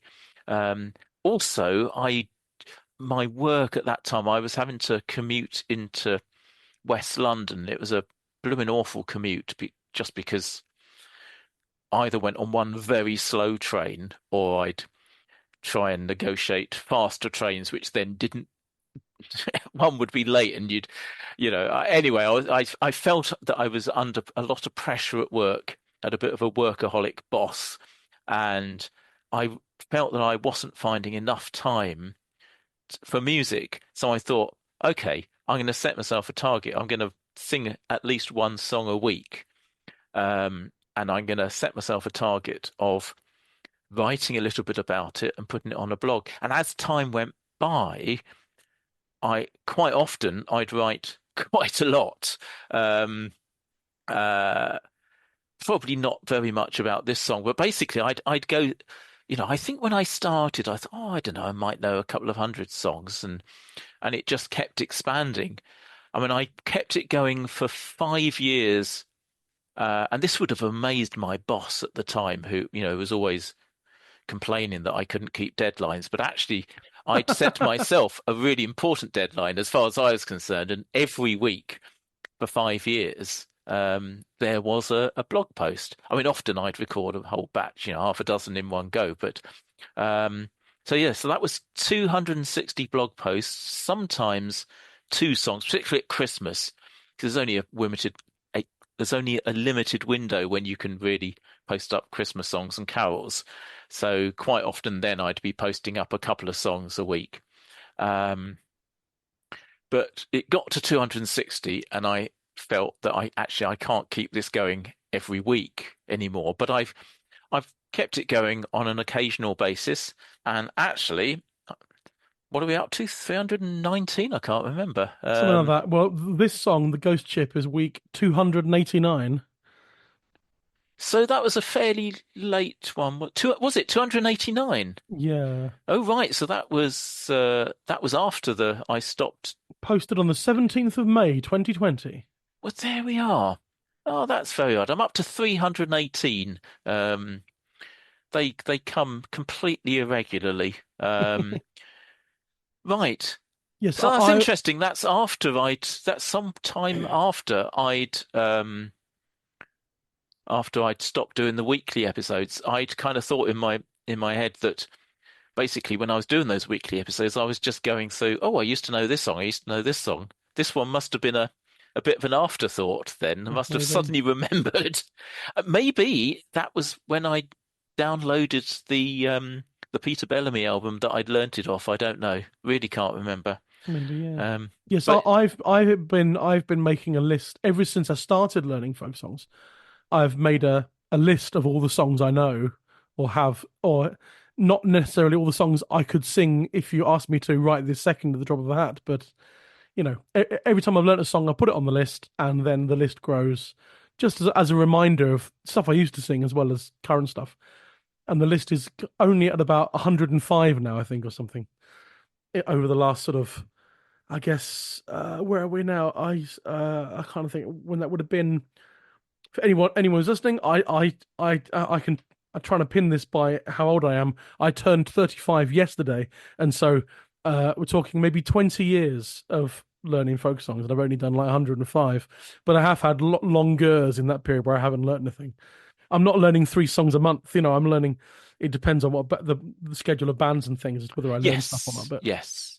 But 105 is not bad, No, not at all. Not at all. And the songs that I've posted, there's quite a lot of them I could sing at a drop of a hat. There's another large batch where I might need to have a bit of a run up at it, because I haven't sung this song for a long time. I need to remind myself of the words.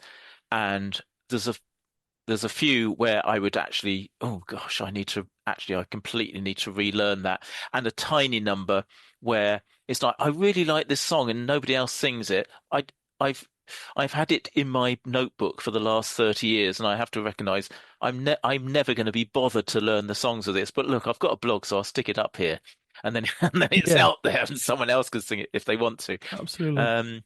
But I could do 2 years of a folk song a week if I wanted to. Yeah, you've got enough podcasts already, Matt. I do. That's true. I'm not gonna bother with that. But I've got enough songs for 2 years worth of. I used to be really good at learning songs when I was younger. I think I used to just suck them up, and then as you get more commit, like you're saying, your various bands, that you'll learn the songs that you need to learn for the band, and it impinges on your time to learn other stuff. And definitely now.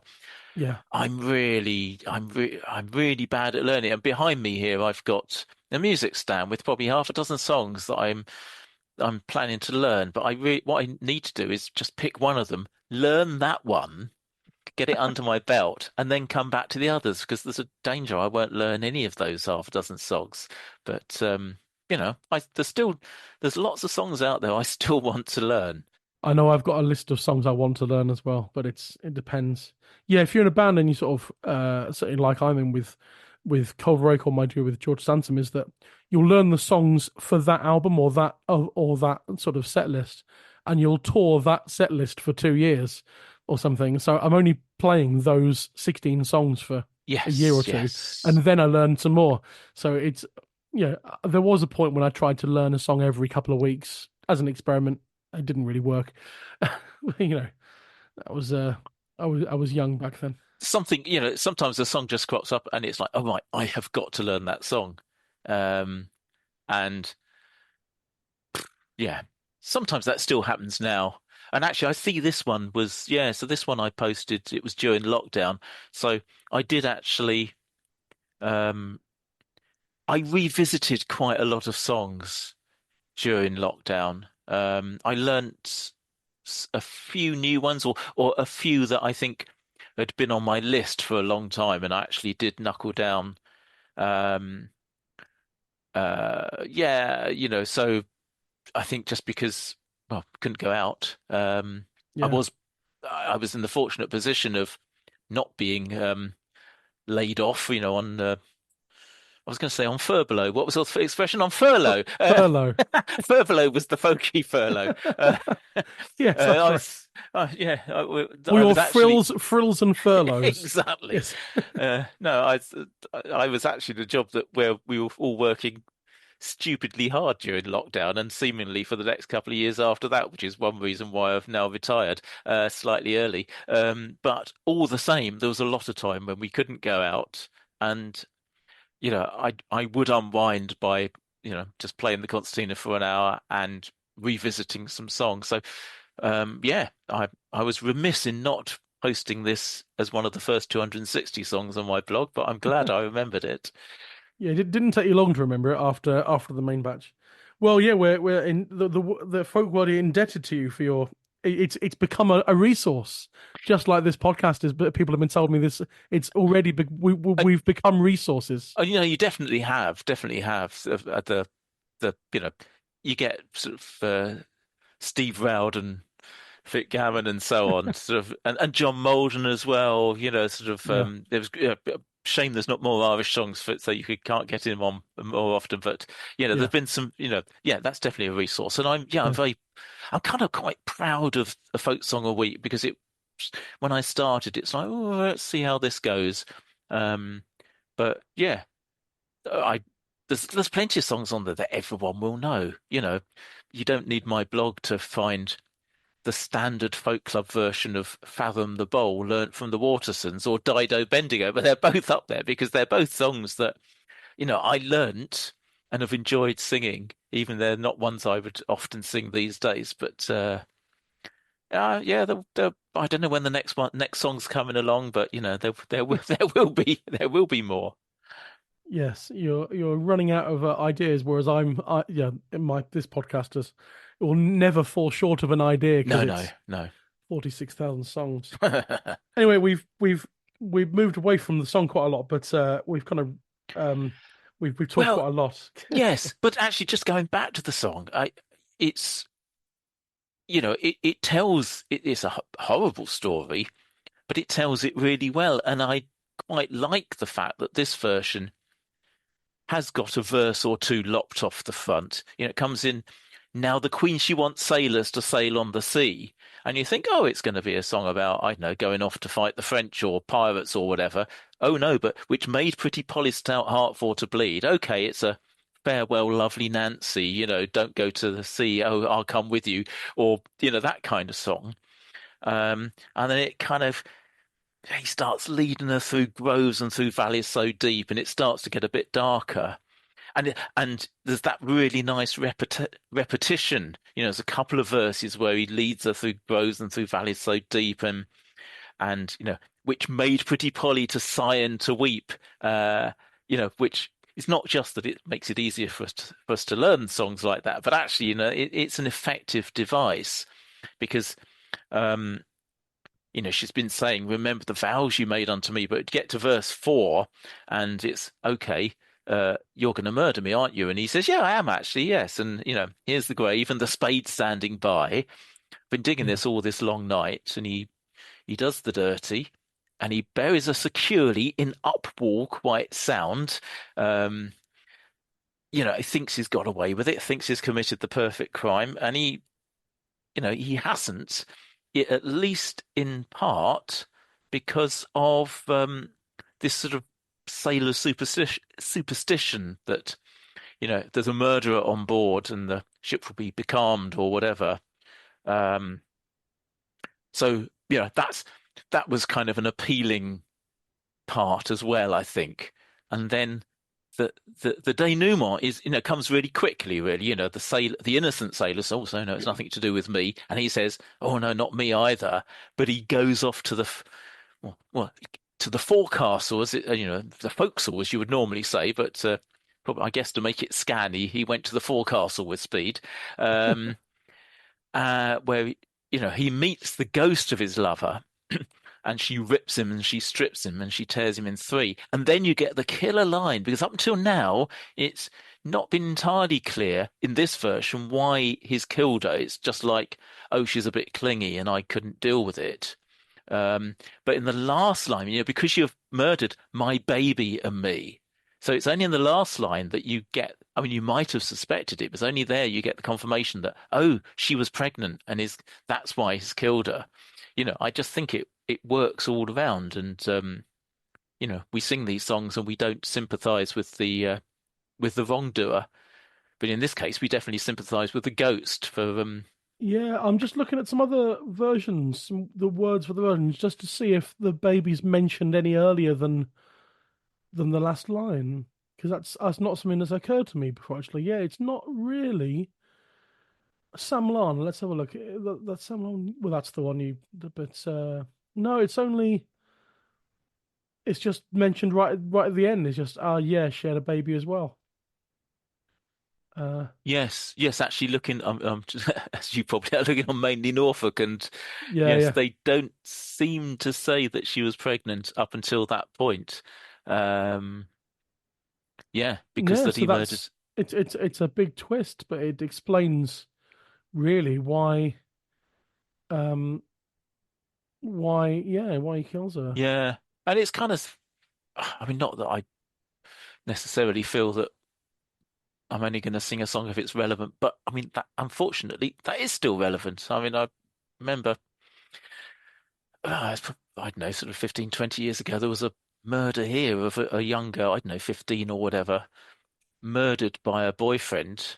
He was, a year or two older, buried bizarrely in the murderer's uncle's freshly dug grave in the church. It was a bizarre thing, but it turned out that she was pregnant, and it's like,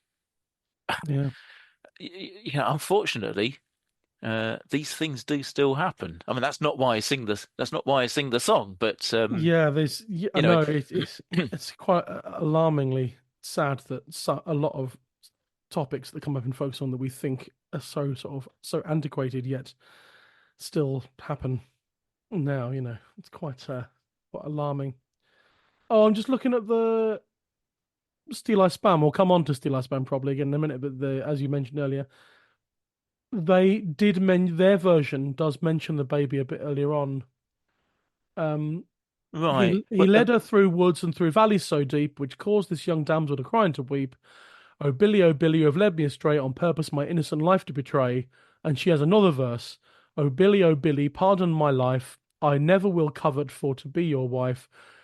I'll travel the whole world to set myself free if you will but pardon my poor baby and me. Oh, right, okay. It's mentioned there once, but at that point, when she's sort of trying to stop him killing her, Yeah. Well, I'm pretty sure that's Benji Kirkpatrick that sings the lead vocals on that. When Benji was in Magpie Lane for a few years, and towards the end of his time, we'd started doing an arrangement of this song, and I'm pretty sure the one that he sings comes from Roy Palmer's Folk Songs of the West Midlands.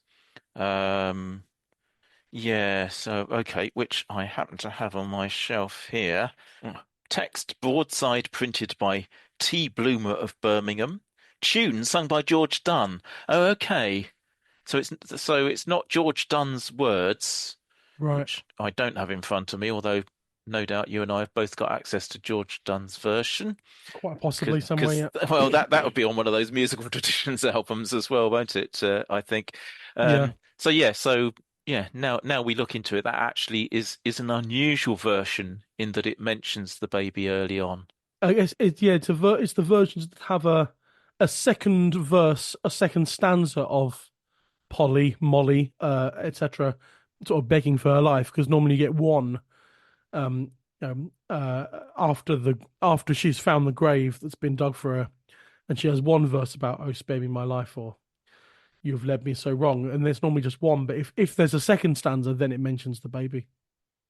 Yeah, that seems to be the case with what we can tell just from preliminary scanning of it now. Although actually, I think something similar is in the Sam Larner version that I sing, but I'll travel so in this one it's "I'll travel the whole world to set myself free, if you will but pardon my poor baby and me." The version I sing is "I'll travel the country over all four to set you free," and then you get a reprise of the "Please remember those vows that you made unto me," which has already cropped up in at least two verses. I think before that. It's the end. Yeah, "Remember the vows that you made unto me" is a standard bit there, isn't it? Yeah, it rhymes. But anyway, so there we go. We both learnt something there, Matt. There we go. And yeah, so is there anything else that you want to talk about before we move on to the? No, I think that's probably all I've got to say about the song itself. Yeah, fine. Okay, so we just mentioned Steeleye Span. They recorded it on one of the more recent albums, wasn't it? It was 2019 album of theirs for their 50th anniversary called Established 1969. Yeah, and so that album is available there. What other revival singer, as it were, versions would you recommend? We've already mentioned some of them already, haven't we? Like Peter Bellamy. Yeah, well, definitely Peter Bellamy. Fox Jumped Over the Parson's Gate. Of course, he called it the Ghost Song. The Ghost Song, which was Sam Larner's name for it. Yes, that's right. Bit of a spoiler there. You know, there's going to be a ghost in the song, but that's right. It takes some while for the ghost to appear. But sometimes people learn it from the him. Ghost Ship. The Ghost Ship. It was, yes. Yeah. So besides that, there's 3 recordings of basically the same version, all of which are good. Norma Waterson, actually on a Waterson Carthy album, their second album, Common Tongue. She sings it with, I think, just with Martin playing the guitar, and it's absolutely phenomenal. Why wouldn't it be? Her brother Mike Waterson sang it unaccompanied on. He put out an LP just called Mike Waterson in the 70s. Again, this is a Topic LP, which it might have been released on CD, but it's definitely available digitally. I'm pretty sure I've got an actual CD copy of it. Yeah, I wouldn't be surprised. Yes. Oh, that's 1977. And then that track. Oh, and A.L. Lloyd did the sleeve notes, I think. He always did. If you put out a record on Topic in those days, A.L. Lloyd always did the sleeve notes, I think. And he said this version was got by Peter Kennedy and Sean O'Boyle from Paddy McCluskey and of County Antrim, and it's in and this links into something I was about to mention later. It's in one of the journals of the English Folk Dance and Song Society. I think that says Volume 3, Number 1. Right. Okay. And which I might have on my shelves somewhere. But so because I was going to mention later on, I'll mention it now, is Jim Eldon was a wonderful singer and fiddle player, and from Hull, and he gave it essentially to Mike Waterson. That's where Mike Waterson learned it from, was Jim Eldon. So you can trace this by Norm Waterson, Mike Waterson, Jim Eldon, and Jim recorded it Obviously, he must have learnt it a long time ago because he gave it to Mike and Mike recorded it in 1977. But Jim put it on an album in 2016 called Songs and Fiddle Tunes, which is very good. And I learnt one of his songs from that album. We Come With a Message from Genghis Khan, which is one of Jim Eldon's own songs, which I love. All Jim wrote about it was from the Journals of the Folk Song Society. So if you link that back to A.L. Lloyd's notes, Journals of the Folk Song Society, Volume 3, Number 1. So Volume 8, Number 1. I'm looking at the... Or was it... It's beg your pardon. I misread the V as volume. So it's V, so Volume 8, Number 1, which is probably why I've got it. And I don't know when that was. I don't know, 1907 or something like that. I know Volume 8 might. Oh no, Volume 8. Oh no, sorry, Volume 8, not Issue 8. Yes. No, I've got on my shelves most volumes from 1939 onwards, so I think it's somewhere around 1939 or 1940. Right. Okay. Anyway, that's slightly tangent, but nevertheless interesting. The other recording of the same version that I was going to mention was just Jackie Oates on her first album. That's right. It was. I remember buying that first album from her as her album called Jackie Oates from 2006. Yeah. So three contrasting versions of the same. Well, I actually haven't heard the Jim Eldon, but probably 4 contrasting versions of the same song. Yeah. Another one that's mentioned on the on Mainly Norfolk, and which I would have forgotten about otherwise, was just that. But I do have the vinyl. Was Mick Ryan and John Burge. Mick Ryan still very much in evidence on the folk scene, sort of writing folk operas and such like. So back in 1978, on what I would assume would be the first album he ever made, he used to play with a guitarist called John Burge, and they became one half of Crows, who were one of my absolute favourite bands at the time. So yeah, the Cruel Ship's Carpenter was on their album Fair Was the City. So it was effectively the title track, because Fair Was the City is the start of the song. I looked on the internet thinking someone has probably uploaded that to YouTube. I couldn't find it, but actually you can, if you're a fan of Mick Ryan, you can get it off Discogs for about £5, I think. So there we go. So it's not totally inaccessible. No, indeed. Yes, only mildly inaccessible. Indeed, you've got to really want it. Yes. Yeah. I was just looking at the going back to Jim Eldon and everything. Jim Eldon called the song "Fair Ones Are Shining," right? Because we got it from the Folk Song Journal, and that Folk Song Volume 8, and then I was just I'd found something that mentioned that verse somewhere else, and I've now lost it. But the Paddy McCluskey singing it, which would have been on that Folk Songs of Britain LP set, has the first verse, which isn't. I mean, some of it's found elsewhere, but the first line is, fair ones are shining on foreign earth and town. There lived a young damsel, her name was Miss Brown. She courted young Willie, her darling to be. His trade's name and steady, a ship's carpenter had been. And that's amazing. And that 2, 3, and 4 line is quite standard. But this opening line of fair ones are shining on foreign earth and town is quite, I was about to say quite unique. That's a terrible thing to say. It was, it's not unique, but it's interesting. It doesn't crop up as much, that fair ones are shining. It's Martin Carthy's sleeve notes on the Waterson Carthy album. He said, Jim Eldon is responsible for both Norma and Mike learning the song Polly's Love, which Jim Eldon collected in East Riding, and they both sing Jim's astounding "Fair Maids Are Shining" first verse. But I think since then, and in 2016, Jim had changed it back to "Fair Ones Are Shining."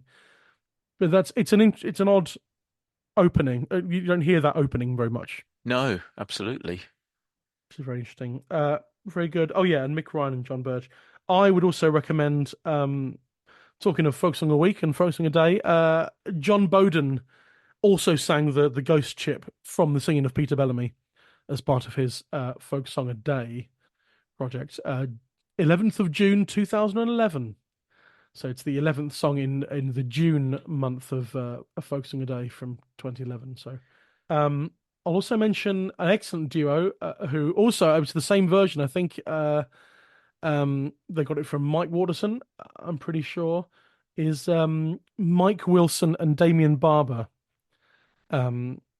Mike Wilson of the Wilsons, and who are very, very good friends of Mike Waterson, and Damien Barber, who was in effect mentored by Peter Bellamy in a way, and they sing the Cool Ship's Carpenter, which they say got it from Mike Waterson, who got it in turn from Jim Eldon, and so it's the same. So you can track this stuff because everyone got it from Jim.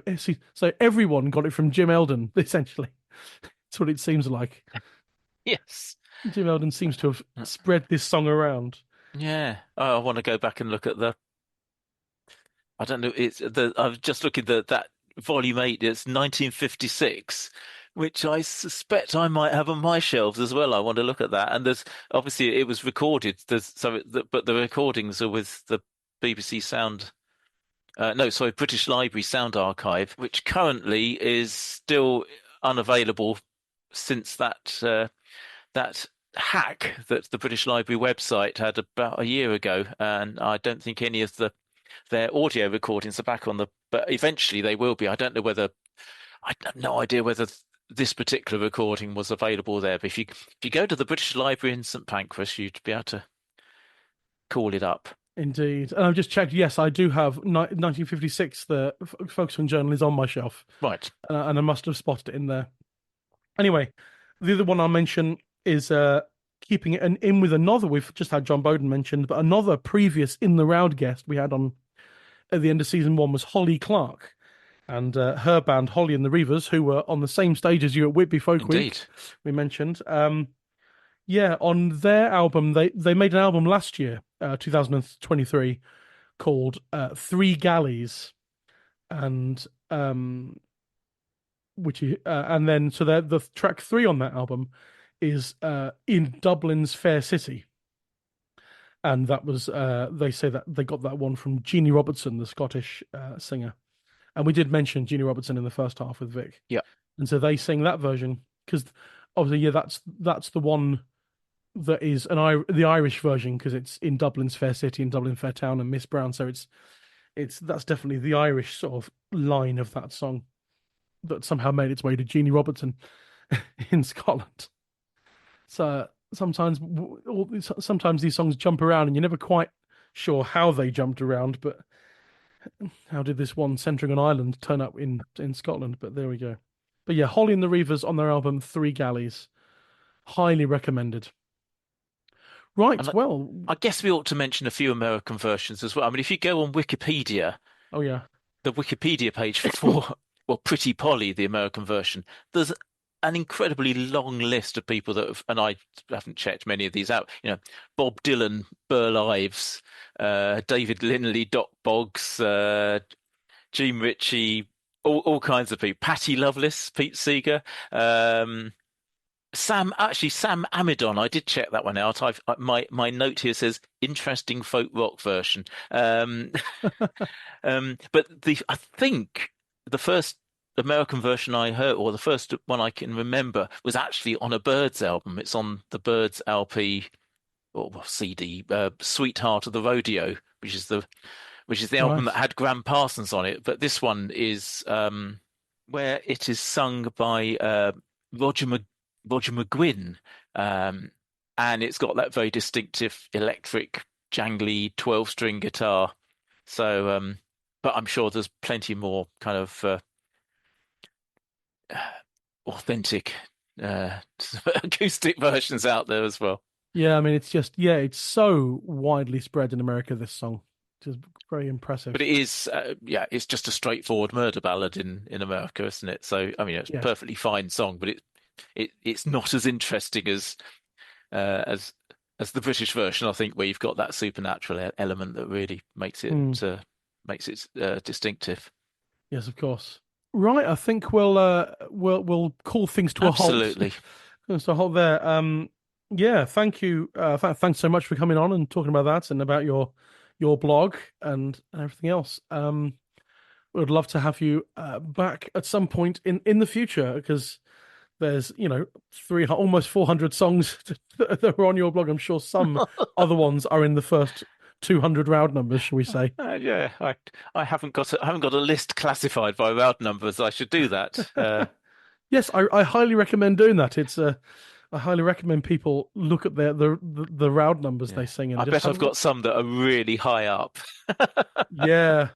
Well, I've, through my research and sorting out some songs for the Patreon, I've actually caused Steve Roud to create some new Roud numbers. So a song I recommend to him, he said, "Oh, well, that'll be 46,322 or something." So I've rummaged around in the back of his drawer and he found a few going spare, did he? Yeah, that's right, exactly.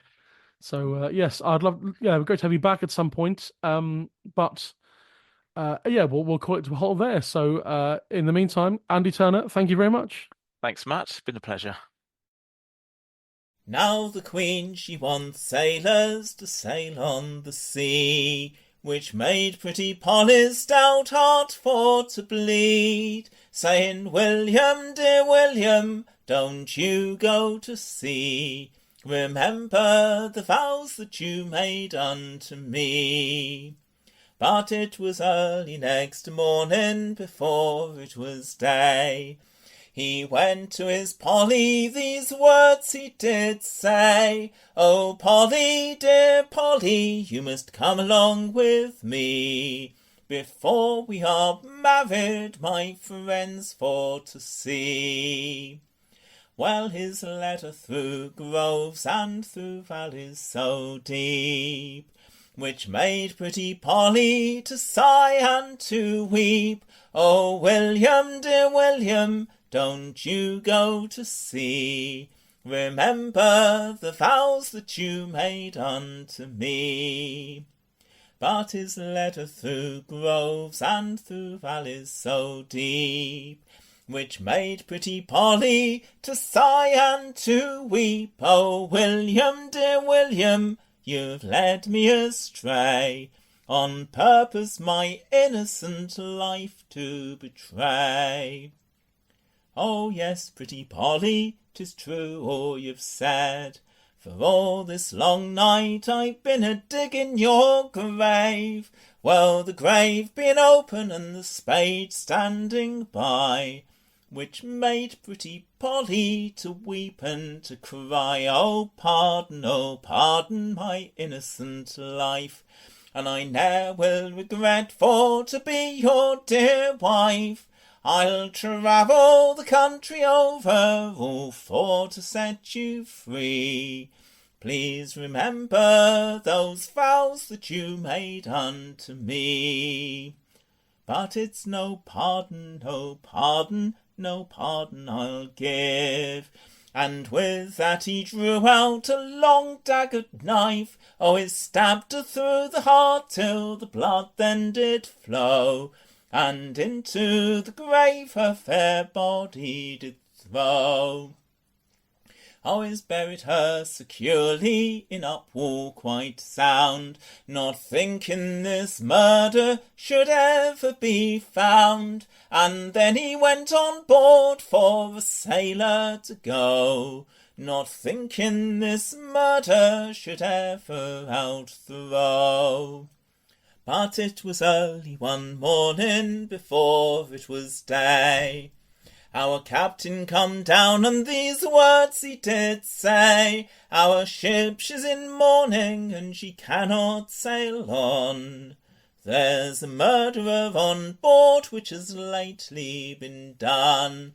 Well, then up stepped one sailor, and indeed that's not me, and up stepped another, the same he did say. Then up steps bold William to stamp and to swear, "Well, indeed that's not me, sir, I vow and declare." Always hasten to the forecastle with speed. There is met his pretty Polly, which made his heart to bleed, for she's ripped him and she's stripped him, she tore him in three, because he had murdered her baby and she. That was Andy Turner singing The Ghost Ship. That brings us to the end of the episode. What did you think? What are your thoughts on the song? I'd love to hear from you.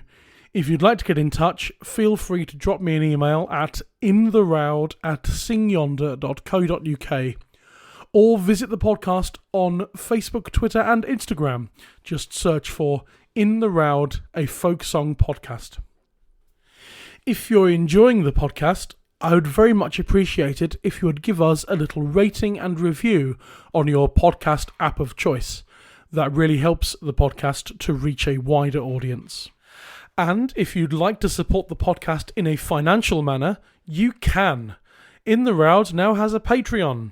Just go to patreon.com/intheroud.